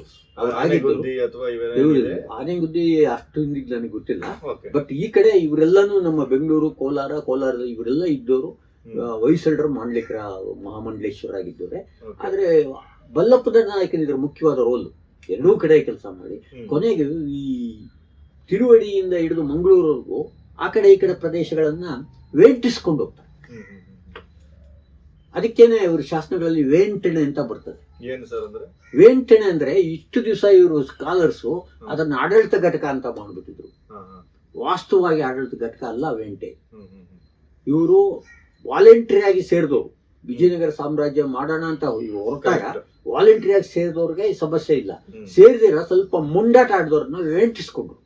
ಈ ಗುಂಪಿತ್ತಲ್ಲ, ಅವ್ರನ್ನ ಹೋಗಿ ವೇಂಟಿಸ್ಕೊಂಡು ಸೇರಿಸ್ಕೊಂಡು ಹೋದ್ರು. ಈ ಸೇರಿಸ್ಕೊಂಡು ಹೋಗಿದ್ದು ಮೊದಲು ಹಂತದಲ್ಲಿ ಬಂದವರು ವೇಂಟೆಗಳೆಲ್ಲ ವೇಂಟೆ ಅಂತ. ಅಂದ್ರೆ ನೀವು ಹೇಳ್ತಿರೋದು ಈ ಕೋಲಾರದಿಂದ ಮಂಗಳೂರವರೆಗೂ ಆರಂಭದಲ್ಲಿ ಇತ್ತು. ಸಂಗಮರ ಕಾಲದಲ್ಲಿ ಬಂದಂತಹ ಅಂದ್ರೆ ವಿಜಯನಗರಕ್ಕೆ ಸೇರ್ಪಡೆಯಾದಂತಹ ಪ್ರದೇಶಗಳು ವೇಂಟೆಗಳು. ಅಂದ್ರೆ ನಿಧಾನವಾಗಿ ಸೇರಿಸ್ಕೊಳ್ತಾರೆ. ಒಂದು ಟ್ರ್ಯಾಕ್ ಮೊದಲನೇ ಒಂದು ಬಾರ್ಡರ್, ಯಾಕಂದ್ರೆ ನಮ್ಮ ಕಂಟ್ರೋಲ್ ಎಲ್ಲಿವರೆಗೂ ಇತ್ತು ಫಸ್ಟ್ ಅಲ್ಲಿವರೆಗೂ ಇದು ಹೊಯ್ಸಳ ನಾಡು ಒಳಗಡೆ. ಆಮೇಲೆ ಉತ್ತರಕ್ಕೆ ಮೂವ್ ಆದಾಗ ಇವರಿಗೆ ಈ ಎಲ್ಲ ಗುಂಪು ಜಾಸ್ತಿ ಆಯ್ತಲ್ಲ, ಉತ್ತರಕ್ಕೆ ಹೋದಾಗೆಲ್ಲ ಆಯ್ತು. ಇಷ್ಟು ಮೊದಲೇನೆ ಅಲ್ಲಿ ಆನೆಗೊಂದಿಯಲ್ಲಿ ಕಂಪಿಲರಾಯನ ಆಡಳಿತ ನಡೀತಾ ಇತ್ತು. ಇಲ್ಲಿ ಏನ್ ಮಾಡ್ತಾರೆ, ಈಗ ಅವರು ಆರಂಭದ ಶಾಸ್ತ್ರಗಳು ನೋಡ್ಬೇಕು. ಹೊಸಪಟ್ಟಣದಿಂದ ರಾಜ್ಯ ಮಾಡ್ತಾ ಇದ್ವಿ ಅಂತ. ಹೊಸಪಟ್ಟಣ ಅಂದ್ರೆ ಯಾವುದು? ಇಲ್ಲಿಂದ ಬಿಟ್ಟು ನಾವು ನೆಕ್ಸ್ಟ್ ಇನ್ನೊಂದೇನೋ ಮಾಡ್ಕೊಂಡಿದ್ದೀವಿ. ರಾಜಧಾನಿ ಇನ್ನೂ ಅವರಿಗೆ ಫಿಕ್ಸ್ ಆಗಿರಲಿಲ್ಲ. ಹೊಸಪಟ್ಟಣ, ವಿರೂಪಾಕ್ಷಪಟ್ಟಣ, ಈ ತರ ಅನೇಕ ಪಟ್ಟಣಗಳ ಹೆಸರುಗಳು ಬರ್ತವೆ. ಅವರ ವಿಜಯನಗರ ಸೆಟ್ಲ್ ಆಗೋವರೆಗೂ. ವಿಜಯನಗರ ಸೆಟ್ಲ್ ಆಗಿದ್ದು 1363 ಮೇಲೆ ಅಷ್ಟೊತ್ತಿಗೆ ಸೆಟ್ಲ್ ಆಗ್ಬಿಡುತ್ತೆ 63-64 ಮೇಲೇನೆ ಸೆಟ್ಲ್ ಆಗೋದು ಯಾರು ಇಮ್ಡಿ ಬುಕ್ಕರಾಯನ ಕಾಲದಲ್ಲಿ. ಅಲ್ಲಿವರೆಗೂ ಅಲ್ಲಿ ಇಲ್ಲಿ ಚೇಂಜ್ ಆಗ್ತಾನೆ ಇರ್ತದೆ. ಆದ್ರೆ ಅವ್ರದ್ದು ಮೊದಲು ರಾಜಧಾನಿ ಬಂದ್ಬಿಟ್ಟು ಹೊಸಪಟ್ಟಣ ಬಗ್ಗೆ ಬಹಳ ಚರ್ಚೆಗಳು ನಡೆದಿದೆ. ಇದು ಮೊದಲು ಯಾರು ಬಳಸಿರೋದು ಸರ್ ಹೊಸಪಟ್ಟಣ ಅಂತ? ಶಾಸನಗಳಲ್ಲಿ ಬಂದಿದೆ, ಹೊಯ್ಸಳರೇ ಬಳಸಿದ್ದಾರೆ. ಮಾಡಿದ್ರು ಹೊಯ್ಸಳರೇ ಮಾಡಿದ್ರು. ಅವರು ಕೂಡ ಕೆಲವು ಸಮಯ ರಾಜಧಾನಿನೂ ಮಾಡ್ಕೊಂಡಿದ್ರು ಹೊಯ್ಸಳು. ಅವರು ರಾಜಧಾನಿ ಮಾಡ್ಕೊಂಡಿದ್ದು ಅವ್ರಿಗೆ ಈ ಆಕ್ರಮಣಕ್ಕೊಳಗಾಯ್ತಲ್ಲ, ಯಾವುದು ಮದುರೈ ಅಲ್ಲ, ಇದು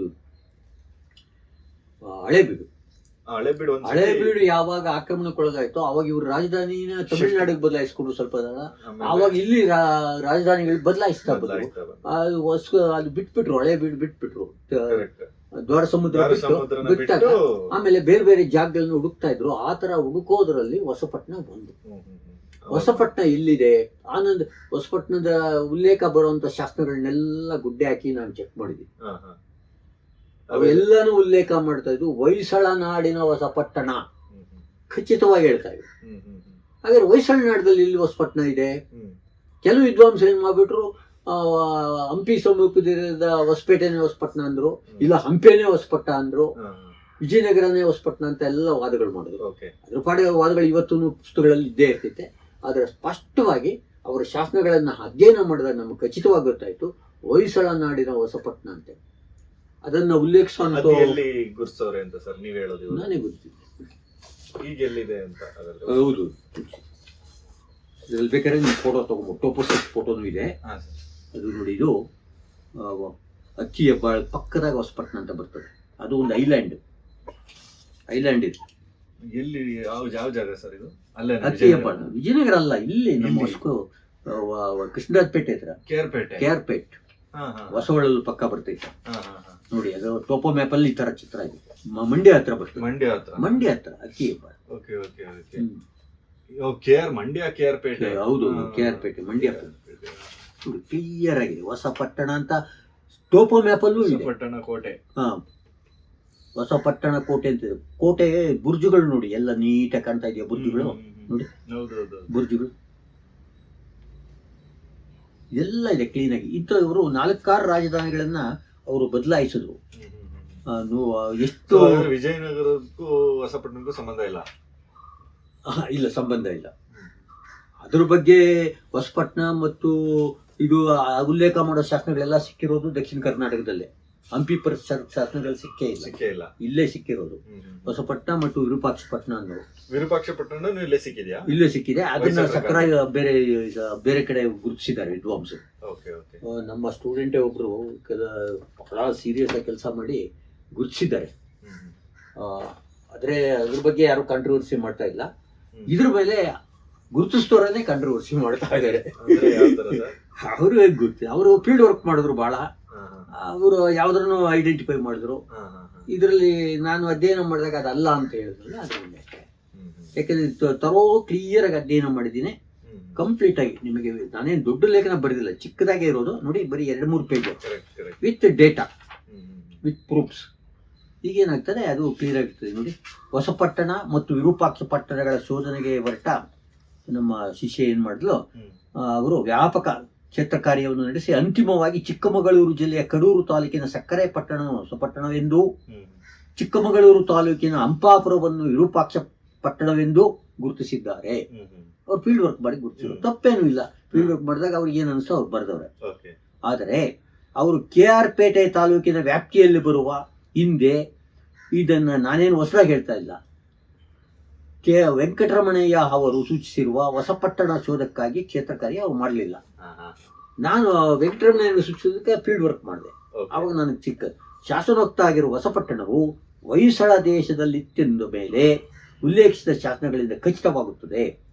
ವಿಜಯನಗರದ ಅರಸರ ಕಾಲದಲ್ಲಿ ವಿಶೇಷವಾಗಿ ಪ್ರಸ್ತಾಪಿಸಿರುವ ಹೊಯ್ಸಳ ರಾಜ್ಯ, ದೇಶ, ನಾಡು ಎಂಬುದು ವಿಜಯನಗರ ಆಳ್ವಿಕೆಯ ಪೂರ್ವದಲ್ಲಿ ಪ್ರಧಾನವಾಗಿ ಹೊಯ್ಸಳರ ಮೂಲ ರಾಜಧಾನಿ ಸ್ಥಳಗಳನ್ನು ಕೇಂದ್ರವಾಗಿಟ್ಟುಕೊಂಡು ಅವುಗಳ ಸುತ್ತಮುತ್ತಲ ಪ್ರದೇಶದ ಅಂದರೆ ಕೋರ್ ರೀಜನ್ ಸೂಚಕವಾಗಿತ್ತು. ಅದರ ವ್ಯಾಪ್ತಿ ಇಂದಿನ ಹಾಸನ ಮತ್ತು ಮಂಡ್ಯ ಜಿಲ್ಲೆಗಳ ಪೂರ್ಣ ಪ್ರದೇಶ, ಮೈಸೂರು, ಚಾಮರಾಜನಗರ, ಕೊಡಗು ಜಿಲ್ಲೆಗಳ ಉತ್ತರ ಭಾಗಗಳು, ಬೆಂಗಳೂರು ಮತ್ತು ತುಮಕೂರು ಜಿಲ್ಲೆಗಳ ಪಶ್ಚಿಮ ಭಾಗಗಳು, ಚಿತ್ರದುರ್ಗ ಜಿಲ್ಲೆಯ ನೈಋತ್ಯ ಹಾಗೂ ಚಿಕ್ಕಮಗಳೂರು ಜಿಲ್ಲೆಯ ಆಗ್ನೇಯ ಭಾಗಗಳನ್ನು ಒಳಗೊಂಡಿತ್ತು. ಇದು ಹೊಯ್ಸಳ ರಾಜ್ಯದ ಇದು ವಿಜಯನಗರ ಕಾಲದಲ್ಲಿ ಹೊಯ್ಸಳ ರಾಜ್ಯ ಅಂತ ಕರೀತಾರೆ. ವಿಜಯನಗರ ಕಾಲದಲ್ಲಿ ಯಾವ ಕಾಲದಲ್ಲಿ ಅಲ್ಲ, ವಿಜಯನಗರ ಕಾಲದಲ್ಲಿ ಹೊಯ್ಸಳ ರಾಜ್ಯ ಅಂತ ಕರೀತಾರೆ. ರೂಲು ವಿಜಯನಗರ, ಬಟ್ ಅವ್ರದ್ದು ಒಂದು ರಾಜ್ಯ ಇದೆ, ಅನೇಕ ರಾಜ್ಯಗಳಲ್ಲಿ ಹೊಯ್ಸಳ ರಾಜ್ಯ ಅಂತ ಒಂದಿದೆ. ಆ ರಾಜ್ಯ ಏನಪ್ಪಾ ಅಂದ್ರೆ ಹೊಯ್ಸಳರು ಮೂಲಭೂತವಾಗಿ ಆಡ್ತಾ ಇದ್ರಲ್ಲ ಅವರ ಕೋರ್ ಏರಿಯಾ, ಆ ಕೋರ್ ಏರಿಯಾ ನಾನು ಗುಚ್ಚಿ ಪಶ್ಚಿಮ ಘಟ್ಟ, ಈ ಏರಿಯಾದಲ್ಲೇನೆ ಈ ಶಾಸನಗಳು ಸಿಕ್ಕೋದು. ಇದು ವಿಜಯನಗರ ಆಳ್ವಿಕೆಯ ಅಧಿಕೃತ ಪ್ರಾದೇಶಿಕ ಘಟಕವಾದ ರಾಜ್ಯವಾದರೂ ಸಾಂಸ್ಕೃತಿಕ, ಇದೇನು ವಿಜಯನಗರದ ಅಧಿಕೃತವಾಗಿ ಹೊಯ್ಸಳ ರಾಜ್ಯ ಅಂತ ಕರೆದ್ರು ಕೂಡ ಅದು ಕಲ್ಚರಲ್ ಫ್ಯಾಕ್ಟ್. ಅವರು ಎಲ್ಲ ಹಿಂದಿಂದೆಲ್ಲ ಅಳಿಸಾಕಿ ಹೊಸ ರಾಜ್ಯಗಳು ಇಡ್ಬೋದಾಗಿತ್ತು ಚೋಳರ ತರ, ಹಂಗ್ ಮಾಡ್ಲಿಲ್ಲ. ಹಳೆದನ್ನ ರಿಟೈನ್ ಮಾಡ್ಕೊಂಡ್ರು. ಅಂದ್ರೆ ಆತ ರಿಟೈನ್ ಮಾಡೋದ್ರಲ್ಲಿ ಹೆಮ್ಮೆ ಇರ್ಬೋದು, ನಾವು ಹೊಯ್ಸಳನ್ ಗೆದ್ದಿದ್ದೀರಿ ಅನ್ನೋದು ಇರ್ಬೋದು, ಅದೇನೇ ಇರಲಿ. ಒಟ್ಟಲ್ಲಿ ಅದು ಕಲ್ಚರಲ್ ಆಗಿ ಸಾಂಸ್ಕೃತಿಕವಾಗಿ ಉಳ್ಕೊಂಡಿರೋದಷ್ಟೇ. ಅದು ಯಾವುದೋ ಒಂದು ಹೊಯ್ಸಳ ರಾಜ್ಯ ಅಂದ್ರೆ ಏನು ಒಂದು ಇದೇನು ಇಲ್ಲ, ಒಂದಿಷ್ಟು ಏರಿಯಾ ಕರಿತಾ ಇದ್ದಾರೆ. ಹೊಯ್ಸಳ ದೇಶ ವ್ಯಾಪ್ತಿ ಶೋಧಿಸಬೇಕಾಯ್ತು. ಈ ಹಿನ್ನೆಲೆಯಲ್ಲಿ ನಾನು ಫೀಲ್ಡ್ ವರ್ಕ್ ಮಾಡಿದಾಗ ನನಗೆ ಟೋಪೋಸಿಟಲ್ಲಿ ಚೆಕ್ ಮಾಡಿದಾಗ ಬಿಳ್ಗಾನಹಳ್ಳಿ ರೆವಿನ್ಯೂ ಒಂದು ಏರಿಯಾದಲ್ಲಿ ಹೊಸಪಟ್ಟಣ ಕೋಟೆಯ ನಮೂದಿಸಿತ್ತು. ಅದರ ಚಿತ್ರ ಇಲ್ಲಿದೆ ಟೋಪೋಸಿಟಲ್ಲಿ. ಹೊಸಪಟ್ಟಣ ಕೋಟೆ ಇಲ್ಲಿದೆ. ಅದರದ್ದು 3 ಎನ್ಲಾರ್ಜ್ ಮಾಡಿ ನದಿ ಯಾವ್ದು ಇರುತ್ತೆ ಸರ್? ನದಿನೇ ಇದು ಅಲ್ಲ. ಈ ಕಾವೇರಿಗೆ ಇದದು ನಮ್ದು ಅಲ್ಲ ಹೇಮಾವತಿ ನದಿ ಸುತ್ತಲೂ ಒಂದು ಐಲ್ಯಾಂಡ್ ಇದೆ, ಅದು ಹೊಸಪಟ್ಟಣ. ಈಗಲೂ ಕೋಟೆ ಇದೆ. ಈಗ ಅವ್ರು ಏನ್ ಕೋಟೆ ಅಂತ ಕರೀತಾ ಇದ್ರು. ಹೊಸಕೋಟೆ ಏನ್ ಕರೀತಾರೋ ಗೊತ್ತಿಲ್ಲ. ಮ್ಯಾಪ್ ಅಲ್ಲಂತೂ ಹೊಸಪಟ್ಟ ಅಂತ ಕ್ಲಿಯರ್ ಆಗಿ ಕರೆದವ್ರೆ. ಟೋಪೋಸಿಟ್ಸ್ ಗೌರ್ಮೆಂಟ್ ಮಾಡ್ರು, ಸೆಂಟ್ರಲ್ ಗೌರ್ಮೆಂಟ್ ಶತಮಾನದಿಂದ ಏನಿಲ್ಲ, ಇತ್ತೀಚೆಗೆ ಮಾಡಿರೋ ಮ್ಯಾಪ್ಗಳು ಇವೆಲ್ಲ ಟೋಪೋಸಿಟ್ಸ್ ಅಂತ. ಇದು ಜಿಯಾಲಜಿಕಲ್ ಟೋಪೋಗ್ರಫಿ ಇದೆ ಒರಿಜಿನಲ್ ಟೋಪೋಸಿಟ್ಗಳಲ್ಲಿ ಎಲ್ಲೋ ಸೇರ್ಕೊಂಡಿದೆ, ಗೊತ್ತಿಲ್ಲ, ಹುಡುಕೋದಕ್ಕಾಗಲ್ಲ. ಇದ್ರನ್ನ ಅಲ್ಲಿಂದ ತೆಗೆದಿರೋದು ಇದು. ಅಂದ್ರೆ ಫುಲ್ ಹಿಸ್ಟಾರಿಕಲ್ ಟೋಪೋಶೀಟ್ ಅದು. ಇಲ್ಲ, ಎಲ್ಲ ಫುಲ್ ಇವತ್ತೇನಿದೆಯೋ ಅದನ್ನೆಲ್ಲ ಅಲ್ಲಿವರೆಗೂ ಅಂದ್ರೆ ಹಿಸ್ಟಾರಿಕಲ್ ಅವ್ರು ಏನು ಮಾಡಲ್ಲ, ಕಣ್ಣಿಗೆ ಕಾಣೋದು ವ್ಯೂ ಮಾಡಿ ಹಾಕಿರ್ತಾರೆ. ಅಲ್ಲ, ಈಗ ಹೊಸಪಟ್ಟಣ ಅಂತ ಅವ್ರು ಹೆಂಗೆ ಪರಂಪರೆಯಿಂದ ಅಲ್ಲಿ ಕರಿತಾ ಇರ್ತಾರೆ. ಅದ್ ಹಿಂದೆ ಹೆಸರು ನೋಡಿ ಹೌದು, ಅದು ಇಂಥ ಪಂಚಾಯತಿಗೆ ಸೇರಿದೆ ಅಂತ ಕೂಡ ಹೇಳ್ತಾರಲ್ಲ. ಆಕ್ಚುಲಿ ಬೇರೆ ಪಂಚಾಯತಿಗೆ ಸೇರಿದೆ. ಇದೇ ತರಾನೇ ಅವರು ಮುಂದೊಂದು ಕಾಲದಲ್ಲಿ ಹೊಸಪಟ್ಟಣನ ವಿಜಯನಗರದಲ್ಲಿ ಕಟ್ಟಿಲ್ಲ ಅಂತನಾ? ಅಲ್ಲ, ಹೊಸಪಟ್ಟ ಅವ್ರು ವಿಜಯನಗರ ಪಟ್ಟಣನೇ ಕಟ್ಟಿದ್ರಲ್ಲಪ್ಪ. ಹಂಪಿನ ಹೊಸಪಟ್ಟಣ ಕಟ್ಟೋದು ಏನ್ ಬಂತು? ವಿಜಯನಗರ ರಾಜ್ಯನೇ, ವಿಜಯನಗರ ರಾಜ್ಯ ನಗರವನ್ನೇ ಕಟ್ಟಿದ್ವಿ ಅಂತ ಹೇಳ್ಕೊಂತಾರೆ ಅವ್ರ ಶಾಸನಗಳಲ್ಲಿ. ವಿಜಯನಗರ ರಾಜ್ಯವನ್ನೇ ನಗರವನ್ನೇ ಕಟ್ಟಿದ್ವಿ ಅಂತ ವಿಜಯನಗರ ಕಟ್ತಾರ. ಈ ವಿಜಯನಗರ ಅಂತ ಯಾಕೆ ಹೆಸರಿಟ್ರು ಸರ್? ಈ ದಿಗ್ವಿಜಯ ಗೆಲುವಿನ ಸಂಕೇತ. ಹಂಪಿ ಇತ್ತು, ಅದ್ರ ಜೊತೆಗೆ ವಿಜಯನಗರ ಕಟ್ಟಿದ್ರು ಪಟ್ಟಣನ, ಗೆದ್ದಿದ್ದ ಸಂಕೇತ. ಅದಕ್ಕೆ ಇವ್ರ ಕ್ಯಾಪಿಟಲ್ಗಳು ಬದಲಾಗ್ತದೆ. ಈಗ ಹೊಸಪಟ್ಟಣ ಒಂದು, ಇದಾದ್ಮೇಲೆ ಇದೆಲ್ಲ ಮುಂದಕ್ಕೆ ಬರ್ತದೆ. ಚಂದ್ರಗಿರಿಯಲ್ಲೆಲ್ಲ ಇದೆ. ಆಮೇಲೆ ಅರಿವೀಡು ವಂಶದ ಕಾಲ, ಅದು 1565 ಯಾವಾಗ ತಾಳಿಕೋಟೆ ಈಗ ಆಗೋಯ್ತು, ನಂತರದಲ್ಲಿ ಆ ಅರಿವೀಡು ವಂಶದ ಒಂದು ಗುಂಪು ಪೆನಗೊಂಡೆಗೆ ಓಡ್ ಬರ್ತದೆ. ಅಲ್ಲೂ ಅಡ್ಮಿನಿಸ್ಟ್ರೇಷನ್ ಮಾಡ್ತಾರೆ, ಏನು ಅಷ್ಟು ಇದಾಗಲ್ಲ. ಅಲ್ಲೂ ಸಾಲದಾದ್ರೆ ಮತ್ತೆ ಚಂದ್ರಗಿರಿಗೆ ಹೋಗ್ತಾರೆ, ಚಂದ್ರಗಿರಿ ಆದ್ಮೇಲೆ ವೆಲ್ಲೂರ್ಗೆ ಹೋಗ್ತಾರೆ. ಹೀಗೆ ರಾಜಧಾನಿಗಳು ಬದಲಾಯಿಸ್ತಾರೆ. ಅದು ನಂತರದ, ಅದು ಆರಂಭದಲ್ಲಿ ರಾಜಧಾನಿ ಹುಡುಕ್ತಾ ಇದ್ದಾರೆ. ಇವ್ರಿಗೆ ಸೂಕ್ತ ವಸ್ತ್ರ ಆವಾಗ ಕಂಡು ಬಂದಿದ್ದು ಆನೆಗೊಂದಿ. ಹಂಪಿ ಕಟ್ಟೋದಕ್ಕೂ ಮೊದಲು ಆನೆಗೊಂದಿಗೆ ಹೋಗ್ತಾರೆ. ಆನೆಗೊಂದಿ ಅಲ್ಲಿ ಪಕ್ಕದಲ್ಲೇ ಇದೆ. ಆಮೇಲೆ ಅದು ಕೋಟೆ ಇತ್ತು ಆಲ್ರೆಡಿ, ಕಪಿಲ್ ರಾಯನ್ ಕೋಟೆ. ಅದರಿಂದ ಅದನ್ನೇ ಭದ್ರಪಡಿಸ್ಕೊಂಡು ಅಲ್ಲಿ ಇದ್ಕೊಂಡು ಹಂಪಿನ ಡೆವಲಪ್ ಮಾಡ್ತಾರೆ. ಹಂಪಿ ಕೋಟೆನ ಆಮೇಲೆ ಮಾಡಿದ್ಮೇಲೆ ಅದನ್ನು ಉಳಿಸ್ಕೊತಾರೆ ಅವರು. ಆನೆಗುಂದಿ ಇದು ಅವರ ಇದಾಗಿ ಕಾರಾಗೃಹವಾಗಿ ಏನೇನೋ ಕೆಲಸ ಆಗ್ತದೆ. ಯಾಕಂದ್ರೆ ನದಿ ದಾಟಿದ್ರೆ ಆನೆಗುಂದಿ ಇಲ್ಲಿ ಇರೋದ್ರಿಂದ ಹಂಗೆ ವಿಜಯನಗರ. ಸರ್, ಇವಾಗ ನಮ್ಗೆ ಹೊಯ್ಸಳರನ್ನ ಯಾರು ಸರ್ವನಾಶ ಮಾಡಲ್ಲ. ಈಗ ನಮ್ಗೆ ಗೊತ್ತಿರೋರಿಗೆ ಚೋಳರು ಗಂಗರನ್ನ ನಾಶ ಮಾಡಿದ್ರು, ಚೋಳರನ್ನ ಹೊಯ್ಸಳರು ನಾಶ ಮಾಡಿದ್ರು ಅನ್ನೋದನ್ನ ನಾವು ನೋಡ್ತೀವಿ. ಸೊ ಇಲ್ಲಿ ನಮ್ಗೆ ಹೊಯ್ಸಳರು ಮಾತ್ರನೇ ಇತ್ತು. ಹಾಗಾಗಿ ಕೊನೆ ಹೊತ್ತಿಗೆ ಇವರು ತಿರುವಣ್ಣಾಮಲೈಗೂ ಹೋಗಿ ರಾಜಧಾನಿ ಮಾಡ್ಕೊಂಡು ಆಳಿದ್ದು ಇದನ್ನೆಲ್ಲ ನಾವು ನೋಡ್ತೀವಿ. ಸೊ ಒಂದ್ ಕಣ್ಣೂರು ಯುದ್ಧದಲ್ಲಿ ಮಧುರೈ ಸುಲ್ತಾನ ಇಟ್ಟು ನಮ್ಮ ಮುಮ್ಮಡಿ ವೀರಬಲ್ಲಾಳನ್ನ ಏನ್ ಮಾಡದ್ದು ಗೊತ್ತಾಗುತ್ತೆ. ಅದಾದ್ಮೇಲೆ ಈ ನಾಲ್ಮಡಿ ಬಲ್ಲಾಳ ಅಂದು ಬರ್ತಾರೆ, ವಿರೂಪಾಕ್ಷ ಬರ್ತಾರೆ, ವಿರೂಪಾಕ್ಷ ಬಲ್ಲಾಳ So, ಎಲ್ಲ ಬರ್ತಾರೆ. ಇವರೆಲ್ಲ ಬಂದ್ರು. ಸೊ ಅಷ್ಟೇ ಟೈಮ್ ಮತ್ತೆ ವಿಜಯನಗರನು ಬಂದ್ಬಿಡ್ತು. ಬಂದ್ಬಿಡ್ತು. ವಿಜಯನಗರದಲ್ಲಿದ್ದ ಅನೇಕ ಮಹಾಮಂಡಲೇಶ್ವರು ಇವರ ಸಂಬಂಧಿಗಳು ಆಗಿದ್ರು, ಸಂಬಂಧಿಗಳು ಆಗಿದ್ರು.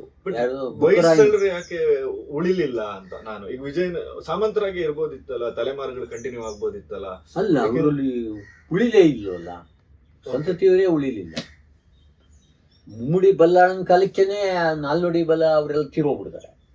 ಬಟ್ ಆದ್ರೂ ಬೇರೆ ಯಾರು ಅಟ್ಲೀಸ್ಟ್ ನಮ್ಮದೇ ಅಲ್ಲ, ಅವರಲ್ಲಿ ಕ್ಲೈಮ್ ಮಾಡ್ಕೊಂಡಿಲ್ಲ. ಆದ್ರೆ ಇವ್ರು ಮಾಂಡ್ಲಿಕರಾಗಿ ಉಳಿದಿರ್ಬೋದು, ಆದ್ರೆ ನಾವು ಹೊಯ್ಸಳ ವಂಶದವರು ಅಂತ ಹೇಳ್ಕೊಳ್ಳಿಲ್ಲ. ಬೇರೆ ಹೆಸರಿನಲ್ಲಿ ಇರ್ಬೋದು, ಯಾರನ್ನು ಅದನ್ನ ನಾವು ಹೊಯ್ಸಳ. ನಮಗೆ ವಿಜಯನಗರದ ಒಂದು ಶುರುವಾಗಿ ಒಂದು 50-60 ವರ್ಷಗಳ ನಂತರ ಹೊಯ್ಸಳರ ಉಲ್ಲೇಖ ಯಾವ ಶಾಸನಗಳು ಇಲ್ಲ, ಬರಲ್ಲ ಸಿಗೋದಿಲ್ಲ. ಆದ್ರೆ ಯಾರಾದ್ರೂ ಅವರಲ್ಲಿ ಬಹಳ ಹೆಸರಾಗಿರೋರು, ಬಹಳ ಇದ್ರಲ್ಲಿ ಸೇರ್ಪಡೆ ಆಗಿರ್ತಾರೆ. ಆ ಬಂಧುಗಳೇ ಆಗಿದ್ರಲ್ಲ, ಬಟ್ ಅದೇ ಅವರು ತಾವು ಹೇಳ್ಕೊಂಡಿಲ್ಲ ಹೊಯ್ಸಳರು ಅಂತ. ಹಂಗಾಗಿ ಅವಾಗ ಇವರು ಇರ್ತಾರ, ಹಂಗಾರೆ ಪಾಂಡ್ಯರು, ಪಲ್ಲವರು ಇವರೆಲ್ಲ ಇದ್ರ ಏನಾದ್ರು ಅವ್ರು ವಂಶದವರು ಅಂತ ಹೇಳ್ಕೊಂಡು ಇದ್ರು, ವಿಜಯನಗರದಲ್ಲಿ ಇದ್ರು. ಬಟ್ ನೇರ ಅಸ್ತಿತ್ವ ವಿಜಯನಗರದ ನಂತರ ಯಾವ ಸಾಮ್ರಾಜ್ಯಗಳು ಇಲ್ಲ. ಮೈಸೂರು ಅವರು ಪಾಂಡ್ಯದವರು ಇದ್ರು. ಪಾಂಡ್ಯರು ಕೂಡ ವಿಜಯನಗರ ಸಾಮಂತರಾಗಿದ್ರು. ಎಲ್ಲ ಇದ್ರು, ಅವೆಲ್ಲ ಇತ್ತು, ಎಲ್ಲ ಇದ್ದಾರೆ. ಯಾವ ಫ್ಯಾಮಿಲಿ ಚಿಕ್ಕದಾಗಿ ಹೇಳ್ಕೊಂಡಿರ್ತಾರೆ ಅಷ್ಟೇ. ಅಲ್ಲಿ ಮುಸ್ಲಿಮರ ಆಕ್ರಮಣ ಆಗ್ಬಿಟ್ಟು ಮಧುರೆ ಮೇಲೆ ಸಿಕ್ಕಾಪಡೆ ಅಲ್ಲಿ ದೇವಸ್ಥಾನಗಳೆಲ್ಲ ನಾಶ ಮಾಡಿದ್ರು. ಈಗ ಅದಾದ್ಮೇಲೆ ನಮ್ಮ ಬುಕ್ಕರಾಯನ ಮಗ ಅಲ್ಲಿ ಹೋಗಿ ಅದನ್ನೆಲ್ಲ ಇದು ಮಾಡ್ತಾನೆ. ಆ ನಂತರದಲ್ಲೂ ಕೂಡ ಅಲ್ಲಿ ಅಪಾಯಿಂಟ್ ಆದಂತ ವಿಜಯನಗರದ ಎಲ್ಲಾ ಅಧಿಕಾರಿಗಳು ಕೂಡ ಅಲ್ಲಿನ ದೇವಾಲಯಗಳನ್ನ ರಿನೋವೇಷನ್ ಮಾಡೋದೇ ದೊಡ್ಡ ಕೆಲಸ. ಅಲ್ಲಿನ ಬಹುತೇಕ ಎಲ್ಲ ದೇವಾಲಯಗಳ ರೆನೋವೇಷನ್ ಆಗಿರೋದು ವಿಜಯನಗರ ಕಾಲದಲ್ಲಿ. ವಿಜಯನಗರದ ಆರಂಭದ ಮೊದಲಿನ ಸಂಗಮರ ಕಾಲದಿಂದ ಹಿಡಿದು ಕೊನೆಗಾಲದವರೆಗೂ ಅಲ್ಲಿ ಸ್ಟಾರ್ಟಿಂಗ್ ಓಡಿಸ್ಬಿಟ್ಟು ಇವ್ರು ಅಕ್ವೈರ್ ಮಾಡ್ಕೊಂಡು ಇಲ್ಲ. ಅದೇ ನಮ್ಮ ವಿಜಯ ಸ್ಟಾರ್ಟಿಂಗ್ ಅಲ್ಲಿ ಅಂದ್ರೆ ವೀರ ಕಂಪಣರಾಯನ ಕಾಲದಲ್ಲಿ ತಗೊಳ್ತಾರೆ. ಯಾವಾಗ ಮಧುರೆಯನ್ನು ಇವರು ವಶಪಡಿಸ್ಕೊಂಡ್ಮೇಲೆ ಪೂರ್ತಿ ಅದರ ಡೆವಲಪ್ಮೆಂಟ್ ಕಡೆ ಹೆಚ್ಚು ಒತ್ತು ಕೊಡ್ತಾರೆ. ಯಾಕಂದ್ರೆ ರಾಜಧಾನಿಯಿಂದ ದೂರ ಇದ್ದಿದ್ರಿಂದ ನೇರ ಆಡಳಿತ ಸಾಧ್ಯ ಇದ್ದಿದ್ರಿಂದ ಕೆಲವ್ರನ್ನ ಮುಳುಬಾಗಲ ರಾಜ್ಯದಿಂದ ರೂಲ್ ಮಾಡ್ತಾ ಇದ್ರು. ಮುಳುವಾಯಿ ಸಾಮ್ರಾಜ್ಯದಿಂದ ತಮಿಳುನಾಡಿನ ಭಾಗದಲ್ಲಿ ರೂಲ್ ಮಾಡ್ತಾ ಇದ್ರು. ಲಕ್ಕಣ್ಣ ರಂಡೇಶ್ ಅವರೆಲ್ಲ ಇಲ್ಲಿ ಆಗಿದ್ರು. ಲಕ್ಕಣ್ಣ ರಂಡೇಶನ್ನ ನೇಮಕ ಮಾಡಿದ್ರು ಉತ್ತರ ದಕ್ಷಿಣ. ನಮ್ಮಲ್ಲಿ ಹೇಗೆ ವಿಜಯನಗರದ ಪತನದ ನಂತರನು ಒಂದು ಚಿಕ್ಕದು ಅಂತಲ್ಲಾದ್ರೂ ಅಟ್ಲೀಸ್ಟ್ ಮೈಸೂರು ಸಂಸ್ಥಾನ ಅಂತ ಇತ್ತಲ್ಲ, ಅದು ಶ್ರೀರಂಗಪಟ್ಟಣ ರಾಜ್ಯ, ಈ ಆ ತರದ್ದು ಬೇರೆ ಯಾವ ಉಳಿದಿರ್ಲಿಲ್ವಾ ಬೇರೆ ಕಡೆ ಅಂತ?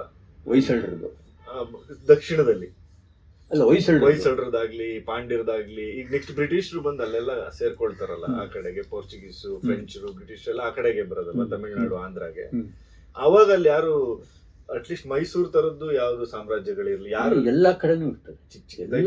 ಅವ್ರ ಅರಮನೆ ಸಾಮಂತರು ಅವರೆಲ್ಲ ಎಲ್ಲರೂ ಪ್ರಬಲರ ಆಗಿಲ್ದೇ ಇದ್ದಿದ್ರಿಂದ ಅಲಯನ್ಸ್ ಮಾಡಿ ಆದ್ರೂ ಪ್ರಬಲರಾಗಿರೋ ಇದ್ರು. ಯಾಕಂದ್ರೆ ಟ್ರಾವಂಕೂರ್ ರಾಜರಿದ್ರು. ಆಮೇಲೆ ಇಲ್ಲಿ ತಂಜಾವೂರಲ್ಲಿ ಮರಾಠರಿದ್ರು. ಅದಕ್ಕೂ ಮೊದಲು ನಾಯಕರಿದ್ರು. ಅವರೆಲ್ಲ ವಿಜಯನಗರದವ್ರೆ. ವಿಜಯನಗರ ವೀಕ್ ಆದಾಗ ತಾವೇ ಸ್ವತಂತ್ರ. ತಂಜಾವೂರು ನಾಯಕರು ಎಷ್ಟು ಪ್ರಬಲರು, ಅಲ್ಲಿನ ಬೇಕಾದಷ್ಟು ದೇವಾಲಯಗಳಿಗೆ ಅವರೇನೆ. ಅವರೆಲ್ಲ ತಂಜಾವೂರು ನಾಯಕರುಗಳು ಕೂಡ ನಾವು ಕರ್ನಾಟಕದವ್ರೆ. ಅವರು ಹೇಳ್ಕೊಂಡಿದ್ದಾರೆ. ಅವರು ಸರಿ, ತಮಿಳ್ನಾಡಲ್ಲೇ ಇರುವಂತ ಶಾಸನಗಳಲ್ಲಿ ಈ ಜಾಗ ಕರ್ನಾಟಕ ಸಾಮ್ರಾಜ್ಯಕ್ಕೆ ಸೇರಿದ್ದು ಅಂತ ಹೇಳ್ತಾ ಇರುವಂತಹ ಶಾಸನಗಳು ಯಾವಾಗ? ಕರ್ನಾಟಕ ರಾಜ್ಯಕ್ಕೆ ಸೇರಿದ್ದು ಅಂತ ಹೇಳಲ್ಲ. ರಾಜನು ರಾಜ ಕರ್ನಾಟಕಾಧೀಶ. ಕರ್ನಾಟಕಾಧೀಶ ಅಂದ್ರೆ ಇದು ಕರ್ನಾಟಕ ರಾಜ್ಯದ ಭಾಗ ಅಂತ ಲೆಕ್ಕ ಅಷ್ಟೇ. ಹೇಳುವಾಗ ಮತ್ತೆ ತೊಂಡೆ ಮಂಡಲ, ಆಮೇಲೆ ಆ ಮಂಡಲ, ಈ ಮಂಡಲ, ಚೋಳ ಮಂಡಲ ಅಂತೂ ವಿಜಯನಗರದಲ್ಲಿ ಇರುತ್ತದೆ. ವಿಜಯನಗರ ಕಾಲದಲ್ಲೂ ಚೋಳ ಮಂಡಲ ಅಂತ ಒಂದು ಜಾಗ, ಚೋಳ ರಾಜ್ಯ. ಚೆನ್ನೈಯನ್ನು ಕೊಂಡುಕೊಂಡಿದ್ದು ವಿಜಯನಗರದ ಅರಸರಿಂದ. ಚನ್ನಪುರಿ ಅಂತ ಹೇಳಿ ಊರು ಹಳೆ ಹೆಸರು. ಅದನ್ನ ಕೊಂಡುಕೊಂತಾರೆ. 7.5 ಲಕ್ಷ ಗ್ರಾಮಗಳಲ್ಲಿ ಇದೆ ಅಂತ ಒಂದು ಲೆಕ್ಕ. ಅವ್ರದ್ದು ಅಷ್ಟು ರೆವಿನ್ಯೂ ಬರ್ತಾ ಇತ್ತು. ಅದೇನೇ ಕರ್ನಾಟಕ ರಾಜ್ಯ ಅಂದ್ರೆ. ಕುಂತಲ ಮತ್ತು ಕರ್ನಾಟಕ ಅನ್ನೋದು ಅಭಿನ್ನ, ಒಂದಕ್ಕೊಂದು ಪರ್ಯಾಯವಾಗಿ ಬಳಸ್ಕೊಂಡಿದ್ದಾರೆ. ಅನೇಕ ಇಲ್ಲಿ ವಿಜಯನಗರ ಶಾಸನಗಳಲ್ಲೂ ಕೂಡ ಕುಂತಲದಲ್ಲಿ ಕರ್ನಾಟಕ ಇದೆ ಅಂತ ಒಂದು ಶಾಸನದಲ್ಲಿ ಇದ್ರೆ, ಕರ್ನಾಟಕದಲ್ಲಿ ಕುಂತಲ ಇದೆ ಅಂತೆಲ್ಲ ಇದೆ. ಚಿಂಗಿದುರ್ಗ ಗಂಗರ್ ಕೊಟ್ಟಿದ್ರು, ಗಂಗರಿತ್ತು. ಅದು ಪಾಂಡ್ಯರು ಬಂದು ಕುತ್ಕೊಳ್ತಾರೆ, ಇವ್ರನ್ನ ಓಡಿಸ್ತಾರೆ ಅವಾಗ. ಸೊ ನಮ್ಮಲ್ಲಾದ್ರೆ ಅಟ್ಲೀಸ್ಟ್ ತುಂಬಾ ಹಿಂಗ್ ಬಂದ್ರಲ್ಲ ಆತರ ಎಲ್ಲರೂ ಎಲ್ಲಾ ಕಡೆನೂ ಇದ್ರು. ಹೌದು. ನಮ್ಮಲ್ಲೇನು ಮದಕರಿ ನಾಯಕ, ಚಿತ್ರದುರ್ಗ ಇದೇ ತರಾನೇ ಅಲ್ಲೂ ಇದೆ. ಎಲ್ಲ ಕಡೆ ಇಡೀ ದಕ್ಷಿಣ ಭಾರತದಲ್ಲಿ ಈ ಥರ ಬೇರೆ ಬೇರೆ ಮೈನರ್ ಡೈನೆಸ್ಟಿಗಳು ಬೇಕಾದಷ್ಟು ಚೆನ್ನಾಗಿತ್ತು. ಬೇಕಾದಷ್ಟು. ವಿಜಯನಗರ ಆದಮೇಲೆ ವಿಜಯನಗರ ನಂತರವೂ ಹೋಯ್ತು. ಬ್ರಿಟಿಷರ ಕಾಲದಲ್ಲಿ ಅವ್ರು ಹೋಗೋದಕ್ಕೆ ಮೊದಲು ಅವರನ್ನ ಫೇಸ್ ಮಾಡಿನೇ ಅವ್ರು ಹೋಗ್ಬೇಕಾಗಿತ್ತು. ಕರೆಕ್ಟ್. ಅದಿದೆ, ಏನು ವ್ಯತ್ಯಾಸನೇ ಇರಲಿಲ್ಲ. ಅಂದ್ರೆ ನಾನೇನು ಕೇಳಿದ್ರೆ ಈ ಕಡೆವರೆಗೂ ನಮ್ಗೆ ಸ್ವಲ್ಪ ಈಗ ಅವ್ರು ಮೈಸೂರ್ನ ಗೆಲ್ಲೋವರೆಗೂ ಅವ್ರು ಇಂಡಿಯಾ ಗೆಲ್ಲಕ್ ಆಗಿರಲ್ವಲ್ಲ ಬ್ರಿಟಿಷರು. ಏನು ಇಲ್ಲ, ಅಲ್ಲಿವರೆಗೂ ಕೋಲ್ಕತ್ತಾದಿಂದ ರೂಲ್ ಮಾಡ್ತಾ ಇರ್ತಾರೆ. ಕತ್ತಾ ರೂಲ್ ಮಾಡಿದ್ರು. ಆಮೇಲೆ ಚೆನ್ನೈ ಹಿಡ್ಕೊಂಡ್ರು. ಅದೇ ಮದ್ರಾಸಿಗೆ ಬಂದ್ರು, ಆ ಕಡೆ ಅಲ್ಲಿ ಒಂಚೂರು ಓಡಾಡ್ತಾ ಅವರು ಇದ್ರು. ಸಿ ಕೋಸ್ಟ್ಗಳಲ್ಲಿ ಬಿಸ್ನೆಸ್ ನೋಡ್ತಾನೆ. ಅವರು ಬಂದಿದ್ದು ಕಂಪನಿ ಸರ್ಕಾರ, ಕಂಪನಿಯವರು ಬಿಸ್ನೆಸ್ ಮಾಡೋದಕ್ಕೆ ಬೇಕಾದ ಸಿ ಕೋಸ್ಟ್ಗಳನ್ನು ಹಿಡ್ಕೊಂಡ್ರು.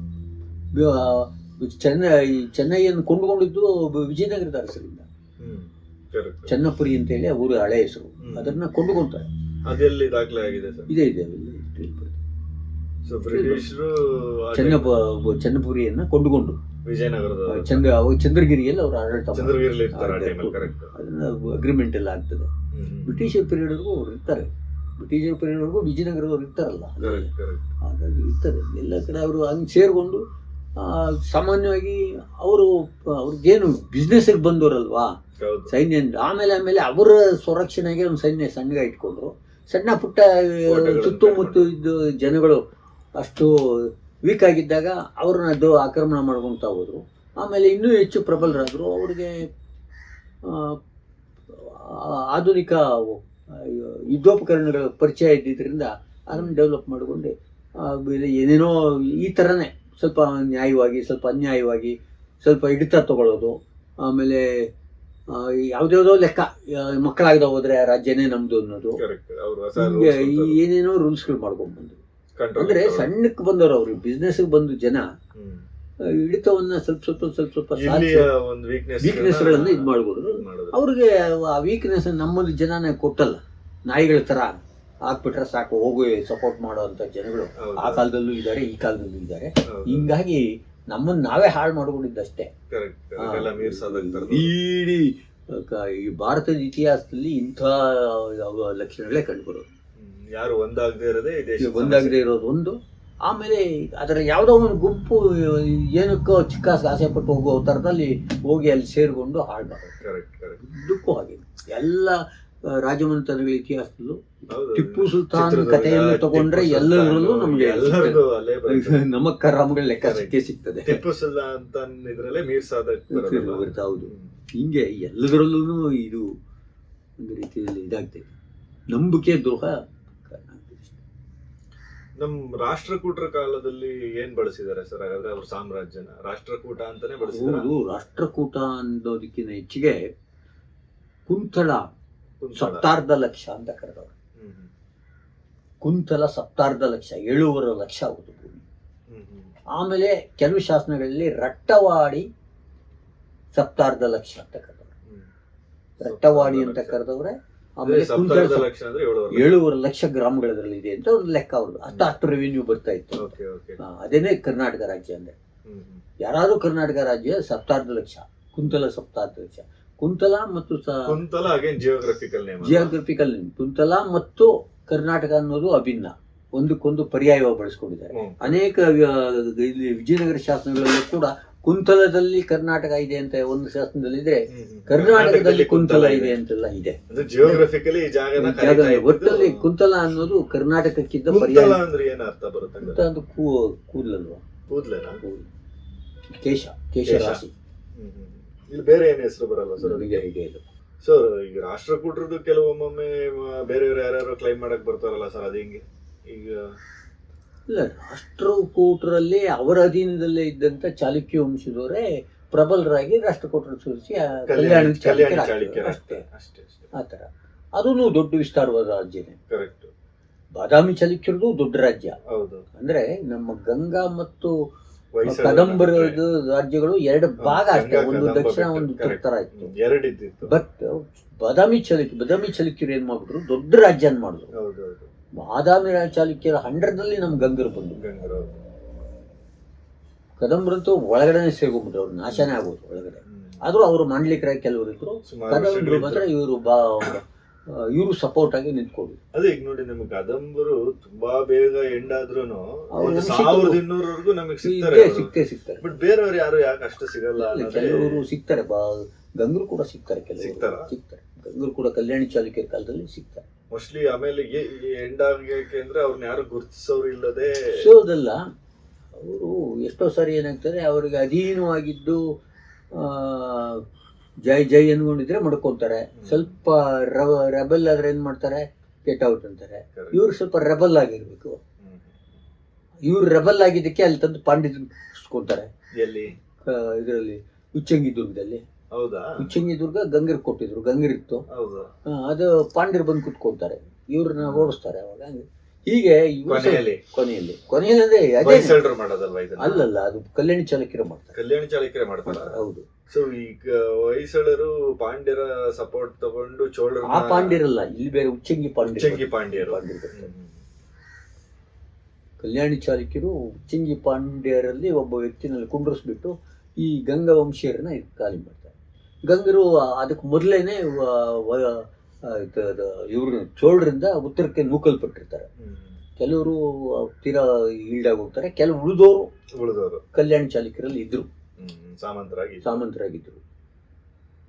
ಈ ನೀವ್ ಹೇಳ್ದಾಗೆ ಈಗ ನಾವು ಚೋಳರು ಅಂದ್ರೆ ಹೊರಗಡೆ ಎಲ್ಲ ಆಳಿದ್ರು ಅಂತ ನಾವು ಮಾತಾಡೋದ್ವಲ್ಲ ಸರ್, ಕೋಸ್ಟಲ್ ಇಂದ ಆಚೆ ಎಲ್ಲ ಹೋಗಿದ್ರು ಚೋಳರು ಅಂತ. ಮತ್ತೆ ನೀವು ಹೇಳಿದ್ರಿ ಅದೇ ಚೋಳರ ಸಂತತಿನೂ ಕೂಡ ನಮ್ಮ ಚಾಳುಕ್ಯರಿಂದ ಬರುತ್ತೆ. ಕುಬ್ಜ ವಿಷ್ಣುವರ್ಧನ ಸೇರಿದ ವೆಂಗಿ ಮಂಡಲದ ಒಬ್ಬ ರಾಜನಿಗೆ ಚೋಳ ವಂಶದ ಒಬ್ಬ ಹೆಣ್ಮಗುನ ಕೊಟ್ಟಿರ್ತಾರೆ. ಆ ಮಗನೇ ಅವನು ಕುಲೋತ್ತುಂಗ.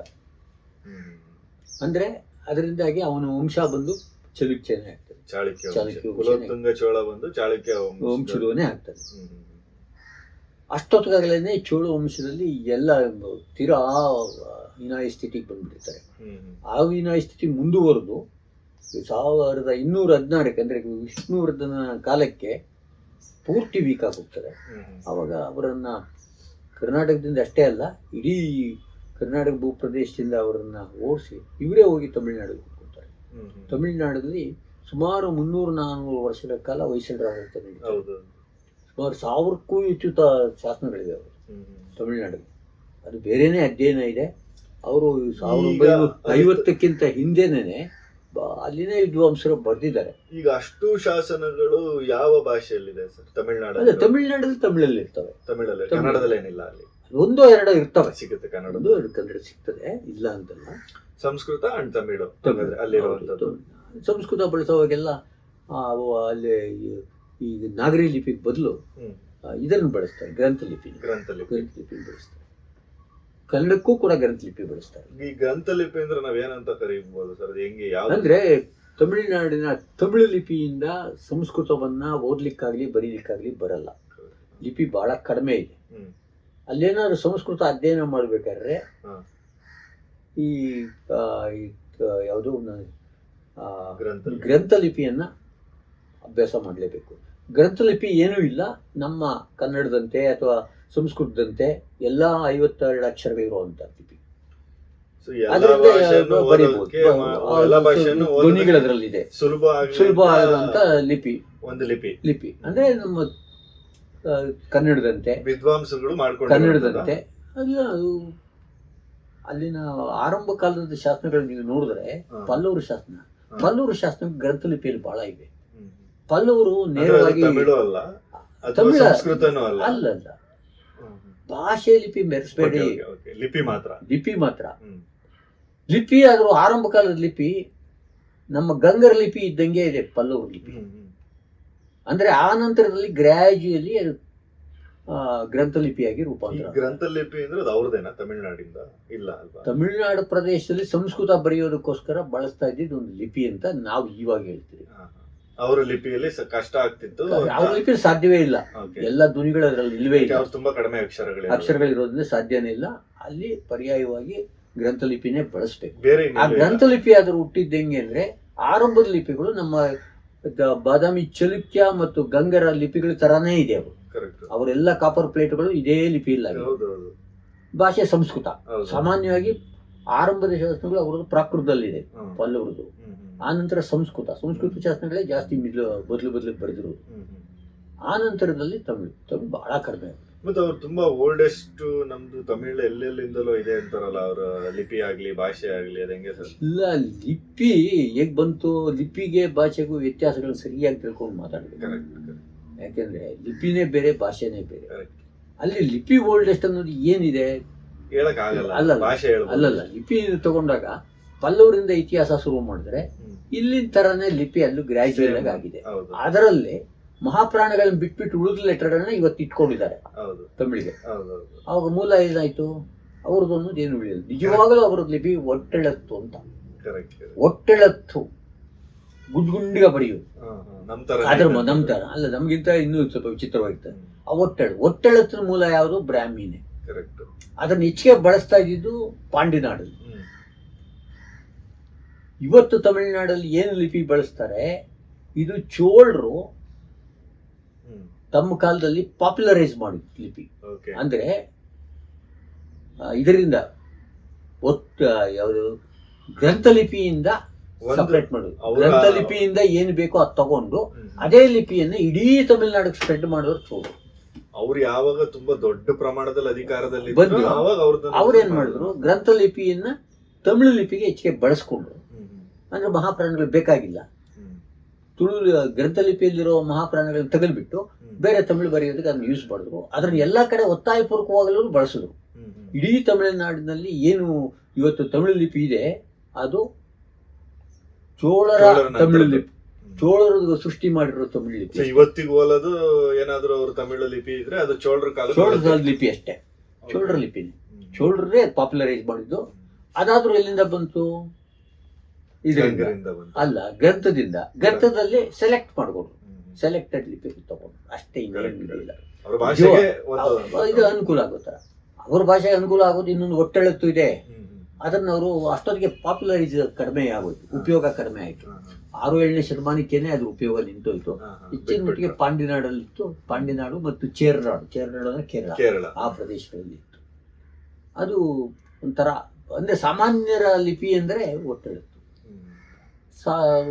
ಓದ್ದವರು ಅವ್ರದ್ದು ಇವ್ರದ್ದು ಅಂದ್ರೆ ಗ್ರಂಥ. ರಾಜರು ಬಳಸ್ಕೊಂಡಿದ್ದು ತಮಿಳು ಲಿಪಿ, ಅಂದ್ರೆ ಭಾಷೆ ತಮಿಳು. ಅದಕ್ಕೆ ಗ್ರಂಥಲಿಪಿಯನ್ನು ಹಾಕಿ ಅಭ್ಯಾಸ ಮಾಡಿದ್ರು. ಗ್ರಂಥಲಿಪಿ ಅಕ್ಷರಗಳೇ ತಮಿಳು ಲಿಪಿ ಆಗಿರೋದು. ಯಾವ್ದೋ ಒಂದು 4-5 ಅಕ್ಷರ ಬಿಟ್ಬಿಟ್ರೆ ಗ್ರಂಥಲಿಪಿಗೂ ತಮಿಳು ಲಿಪಿಗೂ ಏನು ವ್ಯತ್ಯಾಸ ಇಲ್ಲ. ಮತ್ತೆ ಅವರ ಒಂದು ಏನು ಕೃತಿಗಳು ಇವೆಲ್ಲ ಬರ್ದಿದಾರಲ್ಲ, ಅವೆಲ್ಲ ಯಾವ್ದ್ರಲ್ಲಿ ಬರ್ದವ್ರೆ ಸರ್? ಯಾವ ಲಿಪಿಯಲ್ಲಿ ಬರ್ದಿದ್ದಾರೆ? ಇದೇ ಲಿಪಿಯಲ್ಲಿ, ಗ್ರಂಥಲಿಪಿ ಅಂದ್ರೆ ತಮಿಳು ಲಿಪಿ ಬರ್ದಿರ್ಬಹುದು, ನನಗೆ ಗೊತ್ತಿಲ್ಲ. ಸಂಗಮ ಲಿಪಿ ಹೇಗಿತ್ತು, ಸಂಗಮ ಕಾಲದಲ್ಲಿ ನಾವು ನೋಡಿಲ್ಲ. ಇದ್ರೂ ನಕಲುಗಳಾಗಿ ಈ ಕಾಲಕ್ಕೆ ಬರೋ ಅಷ್ಟೊತ್ತಿಗೆ ಇವತ್ತಿನ ಲಿಪಿಯಲ್ಲೇ ಬರ್ದಿರ್ತಾರೆ. ಸಾಹಿತ್ಯದ ಬಗ್ಗೆ ಹೇಳ್ತಾರೆ. ಯಾವುದೇ ಸಾಹಿತ್ಯ ಅಷ್ಟು ಪ್ರಾಚೀನವಾದ ಹಸ್ತಪ್ರತಿ ಉಳಿಯಲ್ಲ. 1400 ನಂತರನೇ ನಮ್ಮ ಹಸ್ತಪ್ರತಿಗಳು ಸಿಗ್ತಾ ಇರೋದು. 1400 ಹಸ್ತಪ್ರತಿಯಲ್ಲಿ ಸಂಗಮ ಸಾಹಿತ್ಯ ಏನಾದ್ರು ಇತ್ತು ಅಂದ್ರೆ ಅದು ಇವತ್ತಿನ ತಮಿಳು ಲಿಪಿಗೆ ಸ್ವಲ್ಪ ಸಮೀಪವಾಗಿ ಎವಾಲ್ವ್ ಇರ್ತದೆ ಲಿಪಿಯಿಂದ. ಆಮೇಲೆ ತಮಿಳು ಲಿಪಿಯಲ್ಲಿ ಎವಾಲ್ಯೂಯೇಷನ್ ಕಂಡುಹಿಡಿಯೋದು ಸ್ವಲ್ಪ ಕಷ್ಟ, ಬೇಗ ಬದಲಾವಣೆ ಆಗಲ್ಲ. ಸುಮಾರು ಒಂದೇ ಸರ್ತಿನೇ ಅಲ್ಲ. ನೀವು ಹೊಯ್ಸಳರ ಲಿಪಿಗೂ ಕೊನೆಗೆ ಚೋಳರ ಲಿಪಿಗೂ ಏನು ಕೊನೆ ಇವತ್ತಿನ ಲಿಪಿಗೂ ಬಹಳ ವ್ಯತ್ಯಾಸ ಇಲ್ಲ. ತೀರಾ ಅರ್ಲಿ ಪೇಸಲ್ಲಿ ಸ್ವಲ್ಪ ವ್ಯತ್ಯಾಸ ಇದೆ ಅಷ್ಟೇ. ಲಿಪಿ ಜಾಸ್ತಿ ಇದಿಲ್ಲ. ನೀವು ಟೆಲಿಯೋಗ್ರಫಿ ಅಂದರೆ ಲಿಪಿಶಾಸ್ತ್ರ ದೃಷ್ಟಿಯಿಂದ ತಮಿಳು ಲಿಪಿ ಕಲಿಯೋದು ಈಸಿ, ಬಟ್ ಅಭ್ಯಾಸ ಮಾಡೋದಕ್ಕೆ ಪ್ರಾಕ್ಟೀಸ್ ಬೇಕು, ಭಾಷೆ ಗೊತ್ತಿರಬೇಕು. ನಿಮಗೆ ತಮಿಳು ಭಾಷೆ ಗೊತ್ತಿದ್ರೆ ಮಾತ್ರ ತಮಿಳು ಲಿಪಿಯನ್ನು ಶಾಸ್ತ್ರಗಳನ್ನು ಓದಲಿಕ್ಕಾಗ್ತದೆ. ಭಾಷೆ ಗೊತ್ತಿಲ್ಲದ್ರೆ ಓದಲ್ಲ. ಯಾಕಂದ್ರೆ ಅಲ್ಲಿ ಬರವಣಿಗೆ ಸಂಪ್ರದಾಯ ಬೇರೆ ಇದೆ. ನಾವು ಇಲ್ಲಿ ಒತ್ತಕ್ಷರನ ಕೆಳಗಡೆ ಬರೀತೀವಿ, ಅವರು ಒತ್ತಕ್ಷರನ ಪಕ್ಕದ ಬರೀತಾರೆ. ಪಕ್ಕದ ಮಾಡಿ ಅದನ್ನು ತೋರಿಸೋದಕ್ಕೆ ಪುಳ್ಳಿ ಇಡಬೇಕು ಅಂತ ಹೇಳ್ತಾರೆ ಇವತ್ತು. ಆದ್ರೆ ಶಾಸ್ತ್ರಗಳಲ್ಲಿ ಪುಳ್ಳಿ ಇಟ್ಟಿರಲ್ಲ. ಅದು ಅನುಭವದ ಮೇಲೆ ಅಡ್ಜಸ್ಟ್ ಮಾಡೋ 2 ಅಕ್ಷರ ಆಗಿದ್ರೆ 1 ಅರ್ಧ ಅಕ್ಷರ ಇರ್ಬೋದು ಅಂತ ತಿಳ್ಕೊಂಡು ಅಭ್ಯಾಸದ ಮೇಲೆ, ಅದು ಅನುಭವದ ಮೇಲೆ. ಈಗ ಶಾಸನದ ಟೆಲಿಯೋಗ್ರಫಿಸ್ಟ್, ತಮಿಳು ಟೆಲಿಯೋಗ್ರಫಿಸ್ಟ್ ಆಗ್ಬೇಕಾದ್ರೆ ತಮಿಳು ಭಾಷೆ ಚೆನ್ನಾಗಿ ಗೊತ್ತಿರಬೇಕು, ಇಲ್ಲವರೆ ಕಷ್ಟ ಆಗ್ತದೆ. ಅಕ್ಷರಗಳು ಸುಲಭ, ನೀವು ಕಲ್ತ್ಕೊಬೋದು, ನಾವು ಯಾರಾದ್ರೂ ಕಲ್ತ್ಕೊಬೋದು, ಅಷ್ಟು ಕಡಿಮೆ ಅಕ್ಷರಗಳಿದೆ. ಬಟ್ ಅವರು ತುಂಬಾ 24 ಎಷ್ಟು ಅಕ್ಷರ ಇರೋದು, ಮತ್ತೆ 256 ಸೇರಿಸ್ತಾರೆ ಹೇಳ್ತಾರಲ್ಲ ಸರ್. ಅದು ಏನಂದ್ರೆ ಕಾಗುಂತ ಸೇರಿ ಹೇಳ್ಬಿಡ್ತಾರೆ. ಹಂಗೆ ಆತರ ಬೂಸ್ಟ್ ಮಾಡಿರ್ತಾರೆ ಹುಡುಗರಿಗೆ ಹೇಳ್ಕೊಡುವಾಗ. ಇವಾಗ ನಾವೆಲ್ಲ 50 ಅಕ್ಷರ ಅಷ್ಟೇ ಕನ್ನಡದಲ್ಲಿ, ಆದ್ರೆ ನಾವು ಇನ್ನೂ ಗ್ರೇಟ್ ಅನ್ಬೇಕಾದ್ರೆ ಏನ್ ಮಾಡ್ಬೇಕು? ಕಾಗುಂತನೂ ಸೇರಿಸಿ ಎಲ್ಲ ಸೇರಿಸಿ ಓದ್ತಿ ಹೇಳ್ತಾರೆ. ಅಕ್ಷರ ಹೇಳಲ್ಲ, ಕಾಗುಂತ ಹೇಳ್ತಾರೆ. ಅದು ಅವ್ರು ಪ್ರೈಮರಿ ಸ್ಕೂಲಲ್ಲೇ ಪಾಠನೇ ಆಗಿತ್ತು. ಕಾಗುಣಿತವನ್ನು ಸೇರಿ ಅವ್ರ ಅಕ್ಷರ ಅಕ್ಷರ ಹೇಳ್ತಾರೆ. ಹಂಗಾಗಿ ಅವ್ರು 256 ಕೌಂಟ್ ಮಾಡ್ತಾರಲ್ಲ, ಅಷ್ಟೇ ಧ್ವನಿ ಇರೋದು. ಒತ್ತಕ್ಷರನ ಬಿಟ್ಬಿಡ್ಬೇಕು ನಾವು ಅಷ್ಟೇ. ನಮ್ಮಲ್ಲಿ ಎಷ್ಟಿದಾವೆ ಸರ್ ಹಂಗ್ ಲೆಕ್ಕ ಹಾಕಿದ್ರೆ? ನಾವು ಲೆಕ್ಕ ಹಾಕಿಲ್ಲ ಅನ್ಸುತ್ತೆ. ಇಲ್ಲ, ಲೆಕ್ಕ ಹಾಕೊಳ್ಳಿ. ಈಗ ಸ್ವರಗಳು ಎಷ್ಟಿದೆ ಸರ್? 16, 17 ಎಷ್ಟಿದೆ? ಈ ಊರು 14 ಇಂಟು ನಂಬರ್ ಆಲ್ಫಾಬೆಟ್, ವರ್ಗೀಯ ಮತ್ತು ಅವರ್ಗೀಯ ಇಂಟು ಹಾಕ್ಬಿಟ್ಟು 14 ಹಾಕಿ ಅಷ್ಟಕ್ಷರ ಅಷ್ಟೇ. ಇನ್ನು ಅವ್ರಲ್ಲಿ ಆ ಅಕ್ಷರ ಅಷ್ಟು ಕಡಿಮೆ ಇದೆಯಲ್ಲ, ಕಾನ, ಚಾನ, ಟಾನ, ತಾನ, ಪಾಮ ಅಷ್ಟೇ. ನಾವು 25 ಅಕ್ಷರ ಬಗೆಯವರಲ್ಲಿ ಅವ್ರ 10 ಅಕ್ಷರ ಬರೀತಾರೆ. ಅಲ್ಲೇ ಕಡಿಮೆ ಆಗೋದು ಅವ್ರ ಅಕ್ಷರ.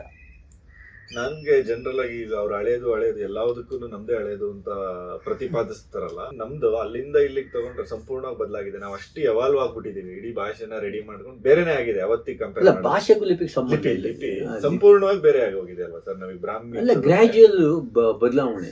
ಯಾಕಂದ್ರೆ ಅವ್ರದ್ದೆಲ್ಲ ಹತ್ತತ್ರ ಓಲೋ ತರನೇ ಇದೆ. ಇನ್ನು ಹಂಗೆ ಓಲೋತ್ತಲ ಇದೆ ಅಂದ್ರೆ ಅವ್ರದ್ದು ಎವಾಲ್ವ್ ಆಗಿಲ್ಲ ಅಂತ ಹಂಗ್ ಲೆಕ್ಕ ಮಾಡಬಾರ್ದು. ಅದು ಬರವಣಿಗೆ ಅವ್ರಿಗೆ ಹೆಂಗ್ ಈಸಿನೋ ಹಂಗಾಗ್ತದೆ.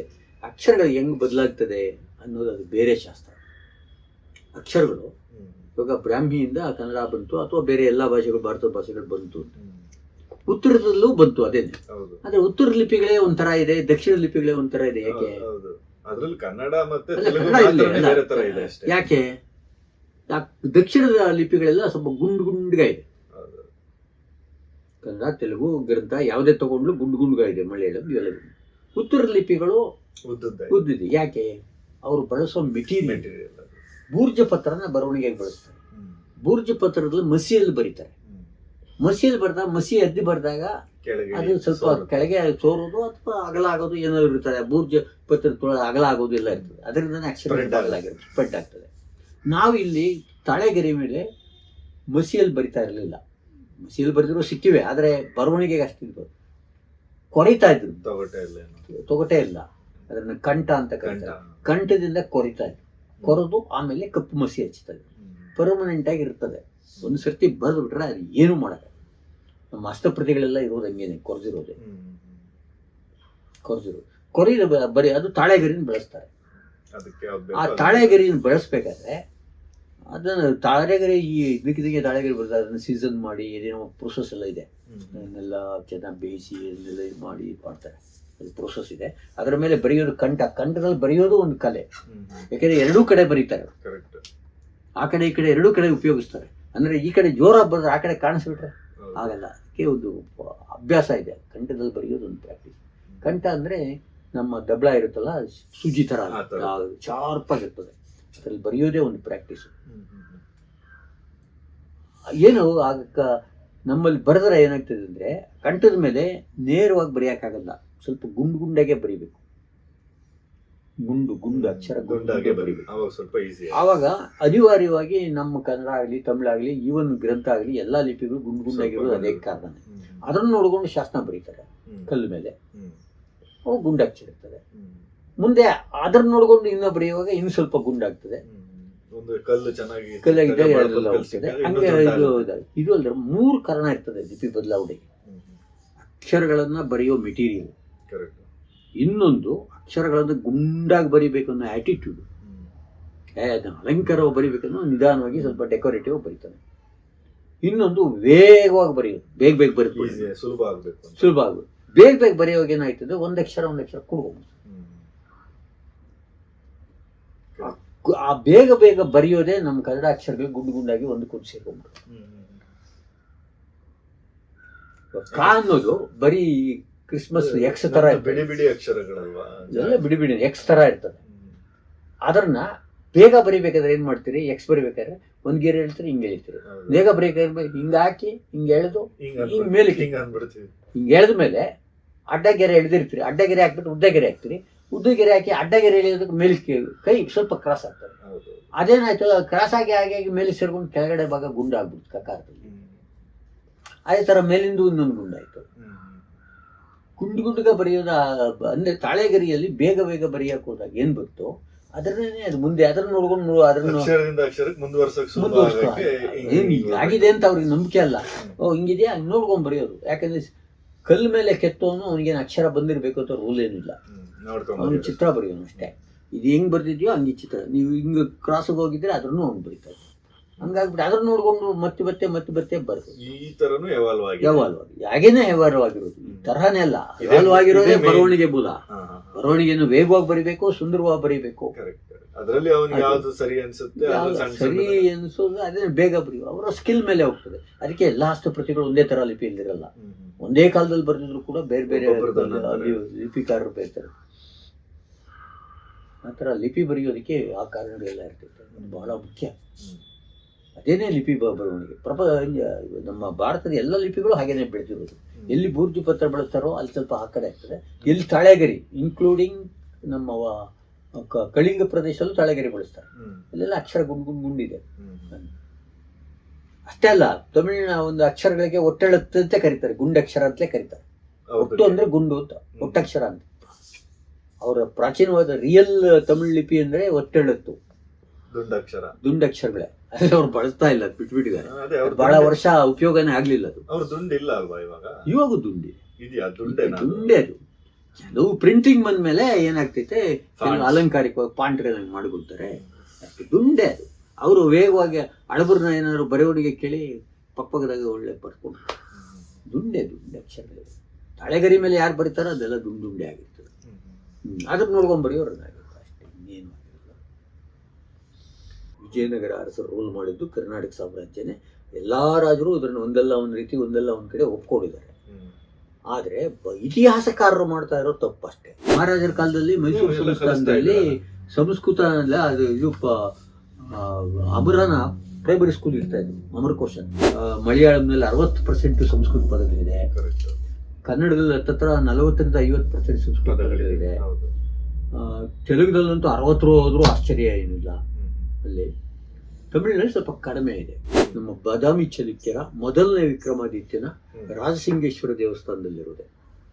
ಶಾಸ್ತ್ರ ತುಂಬಾ ದೊಡ್ಡದಲ್ಲ, ಕ್ಲಿಯರ್ ಆಗಿ ಹೇಳ್ತಾರೆ. ಕಂಚಿಯನ್ನ ಗೆದ್ದು ರಾಜಸಿಂಗೇಶ್ವರಂ ದೇವಸ್ಥಾನಕ್ಕೆ ಹೋಗಿ ಅಲ್ಲಿನ ಆಭರಣಗಳನ್ನ ನೋಡಿ ಮತ್ತೆ ಅದಕ್ಕೆ ವಾಪಸ್ ಕೊಟ್ಟಿದ್ದ ವಿಷಯ ಹೇಳ್ತಾರೆ ಅಷ್ಟೇ. ವಿಜಯ ಸ್ತಂಭಗಳನ್ನು ಸ್ಥಾಪನೆ ಮಾಡಿದ್ವಿ ಅಂತ ರಾಷ್ಟ್ರಕೂಟರು ಹೇಳ್ತಾರೆ. ಅದೇ ತರನೇ ವಿಜಯನಗರದ ಅರಸರು ಹೇಳ್ತಾರೆ. ಇವರು ವಿಜಯನಗರ ಹೇಳ್ತಾರೆ, ಹೊಯ್ಸಳರು ಹೇಳ್ತಾರೆ. ಆ ವಿಜಯ ಸ್ತಂಭ ಸಿಕ್ಕಿಲ್ಲ ನಮ್ಗೆ, ಅಂದ್ರೆ ನಾಶ ಮಾಡಿದ್ದಾರೆ ಅಂತಾನೆ ಅರ್ಥ. ಸರ್, ಅದೇ ಈಗ ನಾವು ವಿಜಯನಗರ ಕರ್ನಾಟಕ ಸಾಮ್ರಾಜ್ಯ ಅಂತಾನೆ ಮಾತಾಡ್ಕೊಂಡ್ ಬಂದ್ವಿ ಇಲ್ಲಿವರೆಗೂ ಒಂದಷ್ಟು. ಅದ್ರ ಜೊತೆಗೆ ಈ ಲಿಪಿ ವಿಕಾಸಗಳದೆಲ್ಲ ಒಂದಷ್ಟು. ಬಟ್ ಅದೇ ನಮ್ಗೆ ವಿಜಯನಗರದ್ದು ಈಗ ಕರ್ನಾಟಕ ಸಾಮ್ರಾಜ್ಯ ಅಂದಾಗ ಅವ್ರು ಯಾಕೆ ಹೇಳಲಿಲ್ಲ, ಇದನ್ನ ಯಾಕೆ ಬಳಸ್ಲಿಲ್ಲ, ರಾಬರ್ಟ್ ಸಿವಿಲ್ ಅನ್ನೋದ್ರಿಂದ ನಮ್ಗೆ ಏನ್ ಕ್ಯಾರಿ ಆಯ್ತು, ಇದನ್ನೇ ನಾವ್ ಯೋಚನೆ ಮಾಡ್ಕೊಂಡ್ ಬಂದ್ವಿ. ಬಟ್ ಇದ್ರಲ್ಲಿ ಒಂದು ಸಣ್ಣ ವಿಚಾರ ಏನಂದ್ರೆ, ನಾವು ಎಲ್ಲೇ ಪ್ರಪಂಚದಲ್ಲಿ ಎಲ್ಲೇ ಹೋದ್ರು ನಾವು ಸೌತ್ ಅಂದ್ರೆ ಒಂದು ತಮಿಳ್ ಅಂತಾರೆ, ಇಲ್ಲ ಇನ್ನೊಂದು ಬೇರೆನೆ ಅಂತಾರೆ, ಇಲ್ಲ ಬೆಂಗಳೂರು ಅಂದ್ಬಿಡ್ತಾರೆ. ಹೌದು. ಸೊ ಇಡೀ ಪ್ರಪಂಚಕ್ಕೆ ರೋಮ್ ಸಾಮ್ರಾಜ್ಯ ಗೊತ್ತು. ಬಟ್ ಇಲ್ಲಿ ನಾವು ಅದೇ ತರ ಆಳದಂತ ಒಂದು ವಿಜಯನಗರ ಸಾಮ್ರಾಜ್ಯ, ಅದಕ್ಕಿದ್ದಂತ ಒಂದು ಕರ್ನಾಟಕ ಅನ್ನೋ ಹೆಸರು, ಇದಿಷ್ಟು ದಕ್ಷಿಣ ಭಾರತವನ್ನೇ ಅಕ್ವೈರ್ ಮಾಡ್ಕೊಂಡಿದ್ದಂತ ಒಂದು ಹೆಸರು ತಲುಪಿಲ್ವಲ್ಲ ಅನ್ನೋದು ಒಂದಷ್ಟು ಜನಗಳ ಆಶಯ. ಇಂಥ ಒಂದು ಸಾಮ್ರಾಜ್ಯನ ನಾವು ಇಲ್ಲಾಂದ್ರೆ ಯಾರಿಗೂ ಇಲ್ಲಿ ವಿಜಯನಗರ ಅಂದ್ರೇನು, ಕರ್ನಾಟಕ ಸಾಮ್ರಾಜ್ಯ ಅಂದ್ರೇನು ಅನ್ನೋದು ಒಂದಷ್ಟಿದೆ. ಸೊ ನೀವು ಒಂದಷ್ಟು ಎವಿಡೆಂಟ್ಗಳನ್ನು ಇವಾಗ ಒಂದಷ್ಟನ್ನ ನೀವು ಹೇಳಿದ್ರಿ. ಸೊ ಆ ದೃಷ್ಟಿಕೋನದಲ್ಲೇ ನಾವು ಇದ್ರ ಬಗ್ಗೆ ಎತ್ಕೊಂಡಿದ್ದಷ್ಟೇ. ಅಂದ್ರೆ ಕರ್ನಾಟಕನೂ ಒಂದು ಮುನ್ನೆಲೆಗೆ ಬರಲಿ ಅಂತ ಅಲ್ಲ, ಕರ್ನಾಟಕವೇ ಸರಿಯೇ ಮುನ್ನೆಲೆಗೆ ಬರ್ಬೇಕಂದ್ರೆ ಕನಿಷ್ಠ ಕರ್ನಾಟಕದ ಬರಹಗಾರರಾದ್ರೂ ಕರ್ನಾಟಕಾಧೀಶರಾದ ವಿಜಯನಗರದ ಅರಸರು ಅಂತಾದ್ರೂ ಬಳಸ್ಬೇಕು. ಹಾಗಾದ್ರೂ ಬಳಸಿದ್ರೆ ವಿಜಯನಗರದ ಅರಸರು ಕರ್ನಾಟಕದವರು ಅನ್ನೋದನ್ನ ಖಚಿತ ಆಗ್ತದೆ. ಅವರು ಬರೆಯುವಾಗಲೂ ಇಂಗ್ಲಿಷಲ್ಲಿ ಬರೆಯುವಾಗಲೂ ಕೂಡ ಕರ್ನಾಟಕ ಕಿಂಗ್ಸ್ ಆಫ್ ವಿಜಯನಗರ ಅಂತ ಆ ಥರ ಏನೋ ಬರ್ಕೋಬೇಕು. ಆ ಥರ ಮಾಡೋದ್ರಿಂದ ಸಾಧ್ಯ ಆಗ್ತದೆ. ಅದು ಯಾಕೆಂದ್ರೆ ಅವರು 4 ಡೈನೆಸ್ಟಿಗಳು ಒಂದೇ ಕ್ಯಾಪಿಟಲ್ ಅನ್ನ ರೂಲ್ ಮಾಡಿದ್ರಿಂದ ಅದು ಒಂದು ಯಾವ ವಂಶಗಳ ಜೊತೆಲಿ ಕರೆಯೋದಕ್ಕೆ ಸಾಧ್ಯ ಆಗದೆ ಇದ್ರಿಂದ ಈ ತರ ಕರೆದಿರ್ಬೋದು ಅಂತ ನಾವು ಒಂದು. ಆದ್ರೆ ಅವರ ಶಾಸ್ತ್ರಗಳನ್ನ ಹೊತ್ತು ನೋಡಿದಾಗ ಅವರು ಕರ್ನಾಟಕ ರಾಜ್ಯನೇ ಅಂತ ಹೇಳಿದ್ದಾರೆ. ಅದು ತೆಲುಗುನಲ್ಲಿರಲಿ ತಮಿಳಿನಲ್ಲಿ ಯಾವುದೇ ಲಿಪಿಯಲ್ಲಿ ತಾವು ಕರ್ನಾಟಕಾಧೀಶರು ಅಂತ ಹೇಳ್ಕೊಂಡಿದ್ದಾರೆ. ತಮಿಳುನಾಡಿನ ಶಾಸನಗಳು ತಮಿಳಲ್ಲೇ ಇರ್ಲಿ, ಆಂಧ್ರದ ಶಾಸನಗಳು ತೆಲುಗುಲೇ ಇರ್ಲಿ, ಅಲ್ಲಿ ಎಲ್ಲದಲ್ಲೂ ಇಲ್ಲಿಯ ರಾಜರನ್ನ ಕರ್ನಾಟಕ ಸಿಂಹ ಅಷ್ಟೇ ಅಲ್ಲ, ಅವರ ಕಾಪರ್ ಪ್ಲೇಟ್ಗಳಲ್ಲಿ ಸೈನ್ ಹಾಕ್ತಾರೆ ಶ್ರೀ ವಿರೂಪಾಕ್ಷ ಅಂತ. ಅದು ಅವರ ರಾಜ ದೊರೆ ಅಂದ್ರೆ ವಿರೂಪಾಕ್ಷನೇ ಸಾಕ್ಷಿಯಲ್ಲಿ ನಾವು ರಾಜ್ಯ ಆಳ್ತಾ ಇರೋದು ಅಂತ. ಯಾವುದೇ ಲಿಪಿಯಲ್ಲಿದ್ದರೂ ಕೂಡ ವಿರೂಪಾಕ್ಷ, ಶ್ರೀ ವಿರೂಪಾಕ್ಷ ಅಂತಲೇ ಆಗ್ತಾರೆ. ಅಂತೂ ಬೇಕಾದಷ್ಟು ಕಾಪರ್ ಪ್ಲೇಟ್ಸ್ ಇದೆ, ಬೇಕಾದಷ್ಟು. ಅವ್ರು ಯಾವುದೇ ಕಾಪರ್ ಪ್ಲೇಟ್ ನೀವು ತೆಗೆದು ನೋಡಿದ್ರು ಶ್ರೀ ವಿರೂಪಾಕ್ಷ ಅನ್ನೋದನ್ನ ಕನ್ನಡದಲ್ಲೇ ಇರ್ತದೆ. ಶ್ರೀ ವಿರೂಪಾಕ್ಷ, ವಿರೂಪಾಕ್ಷ ಅಂದ್ರೆ ಇದು ಕನ್ನಡದಲ್ಲೇ ಇರ್ತದೆ ಸೈನ್. ಇದು ಯಾರು ಅವರೇ ಮಾಡಿದ್ದು? ವಿಜಯನಗರದ, ಇದು ಕಂಚೀಪುರಂ ಇನ್ಸ್ಕ್ರಿಪ್ಷನ್, ಕೃಷ್ಣದೇವರಾಯಂದು. ಇದು ಸಂಸ್ಕೃತ ಪುಸ್ತಕ, ಸಂಸ್ಕೃತ. ಇದು ದೇವನಾಗರಿ ಲಿಪಿ.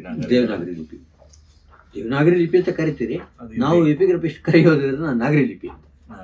ಇವರು ಸುಮ್ಮನೆ ಎಕ್ಸಾಗ್ರೇಟ್ ಮಾಡೋದಕ್ಕೆ ಹಿಂದಿನೂ ದೇವನಾಗರಿ ಲಿಪಿಯಲ್ಲೇ ಇರೋದು. ಲಿಪಿ ದೇವನಾಗರಿ. ಹಾಗಾದ್ರೆ ಇದು ನಮ್ಗೆ ಓದ್ಬೋದು, ಹಾಗಾದ್ರೆ ಓದ್ಬೋದು. ಹಿಂದಿ ಓದ್ದಂಗೆ ನೋಡಿ ಸೈನ್ ಇದೆಲ್ಲ ನೋಡಿ ಸಂಸ್ಕೃತದಲ್ಲಿದೆ. ಇದು ನಂದಿನಾಗರಿ ಲಿಪಿಯಲ್ಲಿದೆ ಆಕ್ಚುಲಿ. ಅವ್ರ ಸೈನ್ ಎಲ್ಲ ನೀವು ಯಾವುದೇ ಆಗ್ಬೇಕು ಅಂದ್ರೆ ಸಂಸ್ಕೃತ ಬರ್ಬೇಕಷ್ಟೇ. ಸಂಸ್ಕೃತ ಬೇಕು. ಸಂಸ್ಕೃತ ಅವಾಗ ನ್ಯಾಷನಲ್ ಲ್ಯಾಂಗ್ವೇಜು. ಇಡೀ ಭಾರತದಲ್ಲಿ ಯಾವ ಮೂಲೆಗೆ ಹೋದ್ರು ಸಂಸ್ಕೃತ. ಅಲ್ಲ, ಆಕ್ಚುಲಿ ನಮ್ಮಲ್ಲಿ ಸಂಸ್ಕೃತನ ಕಲಿಸಿದ್ರೆ ಎಷ್ಟೋ ಜನಕ್ಕೆ ಅಲ್ಲ, ಹಿಂದೆ ಕಲಿಸ್ತಾ ಇದ್ರು. ಬ್ರಿಟಿಷ್ ಎಜುಕೇಶನ್ ಇಂದ ಹಾಳಾಗುತ್ತೆ.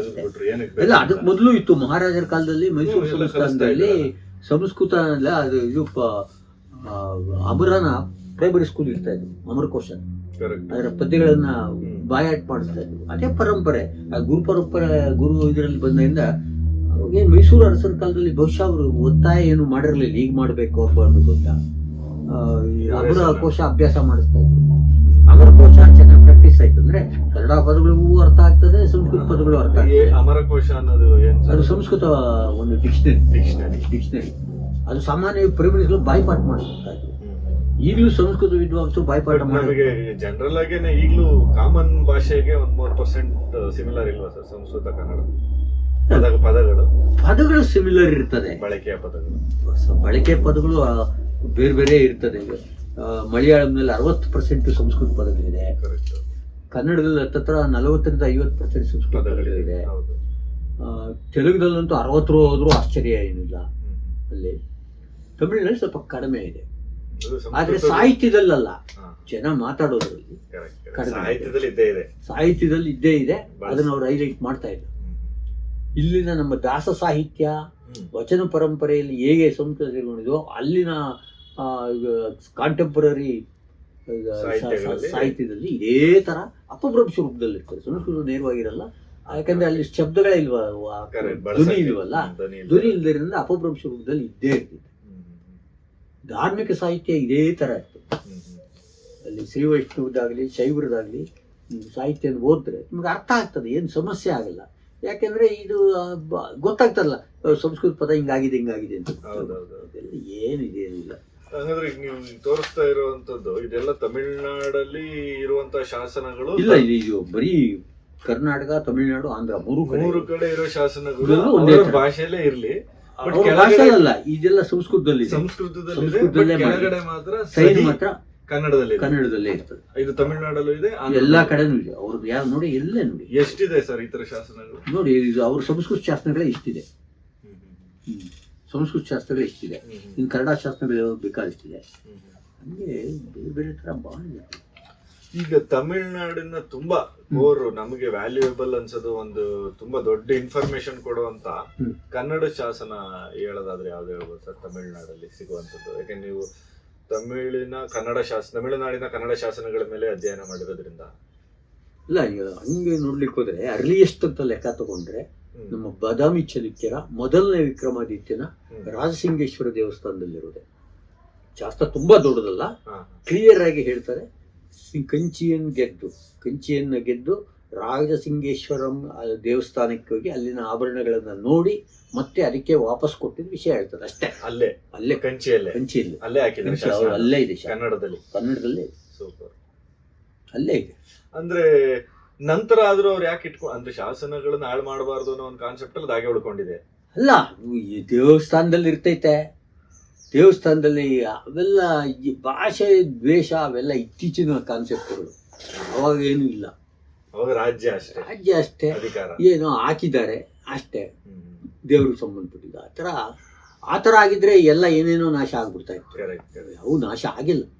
ಹಂಗೆ ಭಾಷೆನೇ ಗುರಿ ಇಟ್ಕೊಂಡು ನಾಶ ಮಾಡೋರು ಬಹಳ ಕಡಿಮೆ. ಅದು ಇತ್ತೀಚೆಗೆ ದೇಶ ಆದ್ಮೇಲೆ ಅನ್ಸುತ್ತೆ. ಏನಾದರೂ ಇತ್ತೀಚಿನ ಸಣ್ಣ ಪುಟ್ಟ ಘಟನೆಗಳಿರ್ಬೋದು, ಆದರೆ ಐತಿಹಾಸಿಕ ಜ್ಞಾನ ಏನೋರು ಮಾಡಲ್ಲ, ಯಾರೂ ಮಾಡಲ್ಲ. ಆಮೇಲೆ ಅದು ದೇವಸ್ಥಾನಗಳ ಹತ್ರ ಆಗ್ತದೆ, ಅವೆಲ್ಲ ನಾಶ ಪಡಕ್ಕೆ ಹೋಗಲ್ಲ, ಸಾಮಾನ್ಯವಾಗಿ ಹೋಗಲ್ಲ. ಹೇಳಕ್ಕಾಗಲ್ಲ, ತಲೆ ಕೆಟ್ಟವ್ರು ಏನ್ ಬೇಕಾದ್ರೂ ಮಾಡ್ತಾರೆ ಎಲ್ಲ ಕಾಲದಲ್ಲೂ. ಅಂದ್ರೆ ಏನಕ್ಕೆ ಹೇಳ್ದೆ ಅಂದ್ರೆ, ಇವ್ರು ಇಲ್ಲಿ ಬಂದು ಗೆದ್ದು ಸೋಲ್ಸ್ ಹೋಗಿದ್ವಿ ಅಂತ ಹಾಕಿರೋ ಶಾಸನ ಅಲ್ಲಿ ನೆಕ್ಸ್ಟ್ ರಾಜ ಅದು ಹೋಗಿರ್ತವೆ, ದೊಡ್ಡ ಹೋಗಿರ್ತವೆ. ಈಗ ವಿಜಯ ಸ್ತಂಭಗಳನ್ನು ಸ್ಥಾಪನೆ ಮಾಡಿದ್ವಿ ಅಂತ ರಾಷ್ಟ್ರಕೂಟರು ಹೇಳ್ತಾರೆ. ಕರೆಕ್ಟ್. ಅದೇ ತರನೇ ವಿಜಯನಗರದ ಹೆಸರು ಹೇಳ್ತಾರೆ, ಇವರು ವಿಜಯನಗರ ಹೇಳ್ತಾರೆ, ಹೊಯ್ಸಳರು ಹೇಳ್ತಾರೆ. ಆ ವಿಜಯ ಸ್ತಂಭ ಸಿಕ್ಕಿಲ್ಲ ನಮ್ಗೆ, ಅಂದ್ರೆ ನಾಶ ಮಾಡಿದ್ದಾರೆ ಅಂತಾನೆ ಅರ್ಥ. ವಿಜಯ ಸ್ತಂಭ ಅದು ರಾಜನ ಒಂದು ದಿಗ್ವಿಜಯನ ಹೇಳ್ಕೊಂಡಿರ್ತಾನೆ, ಅದನ್ನ ಅಲ್ಲಿ ಆ ರಾಜನು ಅವನ ವಶಕ್ಕೆ ಬಂದಾಗ ಅವನು ಅದನ್ನ ಹೆಚ್ಚು ಇದು ಮಾಡಕ್ ಹೋಗಲ್ಲ. ಅವಂತ ಉಳಿದಿರೋ ಅಕಸ್ಮಾತ್ ಎಲ್ಲೋ ಉಳಿದಿರೋ ದಿಗ್ವಿಜಯ ಸ್ತಂಭಗಳ ನಾಶ ಮಾಡ್ಬಿಡ್ತಾರೆ ಅಂತ ನನಗನ್ನಿಸ್ತದೆ. ಆದ್ರೆ ಅಲ್ಲೂ ಇಲ್ಲೂ ಉಳಿದಿರೋದಿರ್ತದೆ. ಅವರು ದಿಗ್ವಿಜಯ ಸ್ತಂಭಗಳನ್ನು ಸ್ತಂಭ ಸ್ಥಾಪನೆ ಮಾಡೋದಕ್ಕೆ ಬದಲು ಪ್ಲೇಟಲ್ಲಿ ಮಾಡಕ್ ಶುರು ಮಾಡ್ಬಿಟ್ರು. ನಾರ್ಮಲ್ ಶಾಸನ ತರ ಮಾಡಿದ್ರು. ಅಂದ್ರೆ ಪ್ಲೇಟ್ ಅಲ್ಲಿ ಕಾಪರ್ ಪ್ಲೇಟ್ ಅಲ್ಲಲ್ಲ, ನಾರ್ಮಲ್ ಅಗಲವಾದ ಮಾಮೂಲಿ ಶಾಸನ ತರ ಅಂದ್ರೆ ದಿಢೀರ್ ಅಂತ ಇದು ಕಂಬದ ತರ ಕಾಣೋದು ಬೇಡ, ಅದೇ ತರ ಆಗ್ತಾರೆ. ಹಂಗಾಗಿನೇ ನಮ್ಗೆ ಕಲಿಯೂರಲ್ಲಿ ಚೋಳರ ದಿಗ್ವಿಜಯ ಶಾಸನ ಸಿಗ್ತದೆ, ಯಾಕಂದ್ರೆ ನಾರ್ಮಲ್ ಸ್ಲ್ಯಾಬ್ ಅಲ್ಲಿ ಇದೆ. ಚೋಳರು ನಮ್ಮನ್ನ ಸೋಲಿಸಿದಾಗ ಅವ್ರು ಹೆಂಗೆ ಗೆದ್ದಿದ್ದಾರೆ ಹಾಕಿದ್ದಾರೆ. ಹೌದು, ಹೋರಾಟ ಅದರ ಅದಕ್ಕೋಸ್ಕರ ಹೋರಾಟ ಮಾಡಿದ ಒಬ್ಬ ವೀರನು ವರ್ಣನೆ ಅದರ ಬಂದಿದೆ. ಆಮೇಲೆ ವಿಜಯನಗರದ ಎಲ್ಲಾ ಶಾಸನಗಳು ಕೂಡ ದೊಡ್ಡ ದೀರ್ಘವಾಗೇ ಇದೆ ಅಲ್ಲಿ.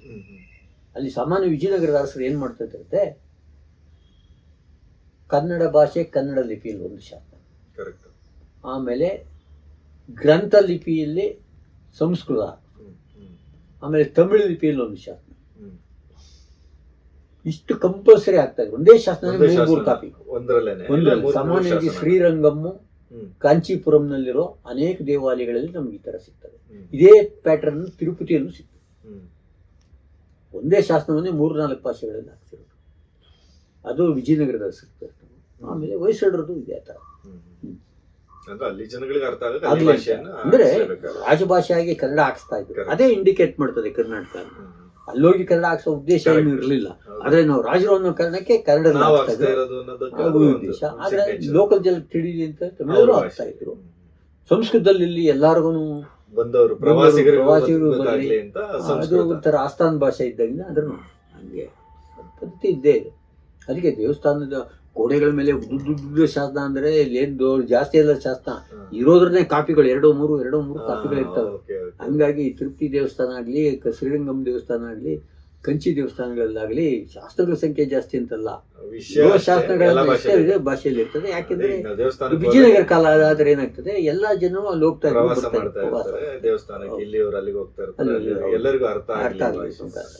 ವಿದ್ವಾಂಸರ ಕತೆ ಬಿಡಿ, ಪಬ್ಲಿಕ್ಗೋಸ್ಕರ ಹಾಕಿರೋದಿಲ್ಲ. ಆಮೇಲೆ ಅಲ್ಲಿ ಶಾಸನಗಳ ವಿಶೇಷ ಏನಂದ್ರೆ, ಅಲ್ಲೇನಾದ್ರೂ ದಾನ ದತ್ತಿ ಕೊಟ್ರೆ ಅಲ್ಲಿನ ನೈವೇದ್ಯಕ್ಕೆ ಮುಂತಾದ ಕೊಡೋದನ್ನ ಡೀಟೈಲ್ ಆಗಿ ಕೊಡ್ತಾರೆ. ನೈವೇದ್ಯಕ್ಕೆ ಯಾವ ನೈವೇದ್ಯ ಮಾಡಬೇಕು, ಆ ನೈವೇದ್ಯಕ್ಕೆ ಏನೇನು ಪದಾರ್ಥಗಳು ಬೇಕು, ಎಷ್ಟೆಷ್ಟು ಪದಾರ್ಥಗಳು ಬೇಕು, ಇಡೀ ಪಟ್ಟಿ ಕೊಡ್ತಾರೆ. ಇಡೀ ಪಟ್ಟಿ ಕೊಡ್ತಾರೆ, ಶಾಸನದಲ್ಲೇ ಪಟ್ಟಿ ಕೊಡ್ತಾರೆ. ಇಲ್ಲ, ಎಲ್ಲ ಪ್ರತಿಯೊಂದು ಇಷ್ಟಿಷ್ಟು ಪ್ರಮಾಣ, ಒಂದು ದಿವಸಕ್ಕಿಷ್ಟು, ತಿಂಗಳಿಗಿಷ್ಟು, ವರ್ಷಕ್ಕಿಷ್ಟು. ಆಮೇಲೆ ಅದು ಹೆಂಗ್ ಬರ್ತದೆ ಆದಾಯ, ಅದಕ್ಕೆ ಏನಾದ್ರು ದಾನ ಕೊಟ್ಟಿರ್ತಾರೆ, ಆ ಉತ್ಪತ್ತಿಯನ್ನು ಇದ್ರ ಬಳಸ್ಬೇಕು. ಈ ರೀತಿ ಆರ್ಥಿಕವಾದ ವಿಷಯಗಳಿಗೆ ಆ ಶಾಸ್ತ್ರಗಳು ಅನುಕೂಲ ಆಗ್ಬಹುದು. ಆರ್ಥಿಕವಾದ ಸ್ಟಡಿ ಮಾಡೋದಕ್ಕೆ ಆಗಿನ ಕಾಲದಲ್ಲಿ ಏನು ಬಳಸ್ತಾ ಇದ್ರು, ಏನಿತ್ತು, ಬಹಳ ಅನುಕೂಲ ಆಗ್ತದೆ. ಅದನ್ನೇ ಅವರು ಜಪಾನ್, ಹಿರೋಶಿಮಾ ಯಾರ್ಯಾರೋ ಸ್ಟಡಿ ಮಾಡಿದ್ದಿಲ್ಲ ಸ್ಟಡೀಸ್ಗಳೇ. ಆದ್ರೆ ಕರ್ನಾಟಕದಲ್ಲಿ ಆತರ ಶಾಸ್ತ್ರಗಳು ಬಹಳ ಕಡಿಮೆ. ಎಲ್ಲ ನಮ್ಮ ಅಲ್ಲ, ಅಲ್ಲೂ ಇಲ್ಲ, ಅಷ್ಟು ಡೀಟೇಲ್ ಇಲ್ಲ ಸರ್, ಅಷ್ಟು ಡೀಟೇಲ್ ಏನೂ ಇಲ್ಲ. ಶ್ರೀ ವೈಷ್ಣವರು ಬಂದಾಗ ಅವ್ರು ಕೊಡ್ತಾರೆ, ಅವೆಲ್ಲ ಇರ್ತದೆ. ನೈವೇದ್ಯನ ಅಮೃತ ಪಡಿನ ಕೊಡೋದ್ರನ್ನ ಅಷ್ಟು ಡೀಟೇಲ್ ಆಗಿ ಅಲ್ಲಿ ಕೊಟ್ಟಿಲ್ಲ. ಅದು 1-2 ಬಿಟ್ರೆ ನಮ್ಮ ಈ ಸೋಮನಾಥಪುರ ಇಲ್ಲವರೆ ಇದರಲ್ಲಿ ಅದು ಬೇಲೂರು ಸ್ಟೈಲ್. ಯಾಕಂದ್ರೆ ಶ್ರೀ ವೈಷ್ಣವ ಪ್ರಭಾವ ಬಂದಾಗ ಅದು ಹೆಚ್ಚಿಗೆ ಡೀಟೇಲ್ ಆಗಿ ಕೊಡ್ತಾರೆ.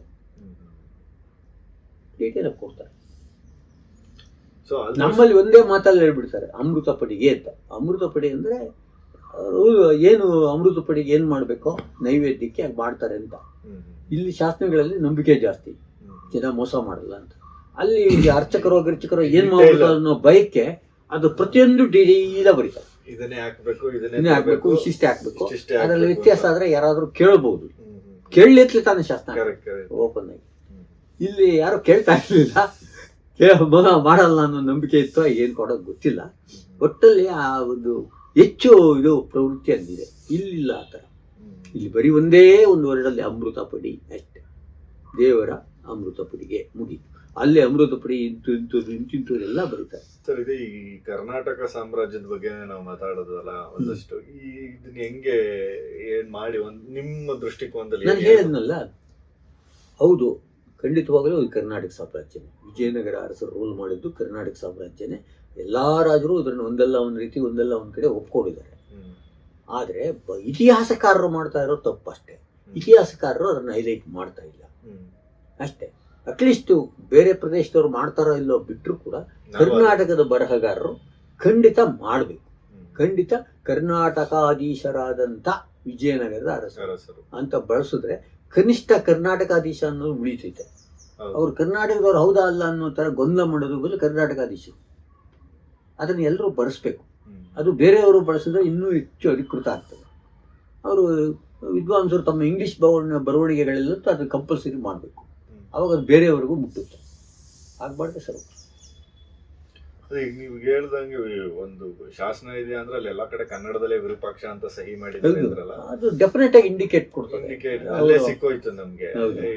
ಇದು ಕರ್ನಾಟಕ ಸಾಮ್ರಾಜ್ಯನೇ. ಸೊ ಕರ್ನಾಟಕದ ರಾಜರು ಆಳ್ತಾ ಇದ್ರು, ಅಲ್ಲಲ್ಲಿ ಅವ್ರವ್ರ ಭಾಷೆಗಳಿತ್ತು. ಎಷ್ಟು ಉದಾಹರಣೆಗಳಿದೆ, ಓದ್ತಾ ಇದ್ರೆ ಮುಗೀತಾನೆ ಇಲ್ಲ, ಅಷ್ಟಿದೆ. ಅಷ್ಟು ಉದಾಹರಣೆಗಳು ಸಿಗ್ತೈತೆ ನೋಡಿ. ಎಲ್ಲಾ ಕಾಲದಲ್ಲೂ ಇದೆ. ಕೃಷ್ಣದೇವರಾಯನ ಕಾಲದಲ್ಲೂ ಕೂಡ ಇದೆ. ಕರ್ನಾಟಕ ಸಿಂಹಾಸನ ಸ್ಥಾಪನಾಚಾರ್ಯ. ಆಮೇಲೆ ನಂತರದಲ್ಲೂ ಕೂಡ ಕರ್ನಾಟಕ ರಾಜ್ಯ ಸ್ಥಾಪನಾಚಾರ್ಯ ಎಲ್ಲಾ ರಾಜರುಗಳು ಹಾಕೊಂಡವ್ರೆ. ಆಮೇಲೆ ಕೃಷ್ಣರಾಯನ ಕೃಷ್ಣದೇವರಾಯ ಇಸ್ ಕಾಲ್ಡ್ ಕರ್ನಾಟಕ ನಗರಾಧೀಶ್ವರ ಕೃಷ್ಣರಾಯ ಅಂತ. ಕರ್ನಾಟಕ ವಿಜಯನಗರಾಧೀಶ್ವರ ರಾಯ ಅಂತ. ಆಮೇಲೆ ಅವನ ಕರ್ನಾಟಕ ಭೂಪ ಅಚ್ಯುತ ಅಂತ ಬರುತ್ತೆ. ಅಚ್ಯುತರಾಯನ ಕರ್ನಾಟಕ ಭೂಪ ಅಂತಲೇ ಕರೆದವ್ಯ. ಆಮೇಲೆ ದೇವರಾಯನ ಕಾಲದಲ್ಲಿ ಕರ್ನಾಟಕ ಕ್ಷಿತಿಪಾಲ ಅಂತ ಕರೆದವ್ರೆ. ಕರ್ನಾಟಕ ರಾಜ್ಯ ಲಕ್ಷ್ಮಿ ಅಂತ ಕರೆದಿದ್ದಾರೆ. ಸಾಮ್ರಾಜ್ಯನ ರಾಜ್ಯಲಕ್ಷ್ಮಿ, ಕರ್ನಾಟಕ ರಾಜ್ಯಲಕ್ಷ್ಮಿ ಅಂತ ಕರೆದವ್ರೆ. ಬುಕ್ಕರಾಯನನ್ನ ಕರ್ನಾಟಕ ಕ್ಷಿತಿನಾಥ ಅಂತ ಕರೆದವ್ರೆ. ಈಗ ಅಮುಕ್ತಮಾಲ್ಯದಲ್ಲಿ ಕೃಷ್ಣದೇವರಾಯನೇ ತನ್ನ ರಾಜ್ಯವನ್ನ ಕರ್ನಾಟಕದ ಧರ ಅಂತ ಕರೆದಿದ್ದಾನೆ. ಕರ್ನಾಟಕ ಧರ ಅಂತ ಕರೆದಿದ್ದಾನೆ. ಯಾವಂದೇ ವಿರೂಪಾಕ್ಷ ಒಂದೇ ಜಾಂಬವತಿ ಕಲ್ಯಾಣ ಪುಸ್ತಕದಲ್ಲಿ ಕೂಡ ಕರ್ನಾಟಕ ರಾಜ್ಯ ರಕ್ಷಾಮಣಿ ಅಂತ ಕರೀತಾನೆ ವಿರೂಪಾಕ್ಷಿ ದೇವರನ್ನು. ವಿರೂಪಾಕ್ಷಿ ದೇವರನ್ನು ಕರ್ನಾಟಕ ರಾಜ್ಯ ರಕ್ಷಾಮಣಿ ಅಂತ ಕರೀತಾರೆ. ಹೀಗೆ ಬೇಕಾದಷ್ಟು ಉದಾಹರಣೆಗಳು ಸಿಗ್ತೈತೆ. ನಿಜವಾಗಲೂ ಕರ್ನಾಟಕ ಸಾಮ್ರಾಜ್ಯ ಅಥವಾ ಕರ್ನಾಟಕ ಎಂಪೈರ್ ಅಂತಲೇ ಕರೀಬೇಕು, ಬೇರೆ ದಾರಿನೇ ಇಲ್ಲ. ಎಷ್ಟು ಉದಾಹರಣೆಗಳಿದ್ರೆ ಅಷ್ಟು ಉದ್ಯೋಗ. ಅದನ್ನು ನಮ್ಮ ಬರಹಗಾರರು ಅದನ್ನು ಸರಿಯಾಗಿ ಹೈಲೈಟ್ ಮಾಡದೇ ಇರೋದ್ರಿಂದ ಕಾರಣನೇ ಮತ್ತೇನೂ ಇಲ್ಲ. ಅಷ್ಟು ಬಿಟ್ಟರೆ ಇನ್ನೇನೂ ಇಲ್ಲ. ದೀರ್ಘವಾಗಿ ಡಿಸ್ಕಸ್ಸು ವಿದ್ವಾಂಸರು ಮಾಡಿದ್ದಾರೆ.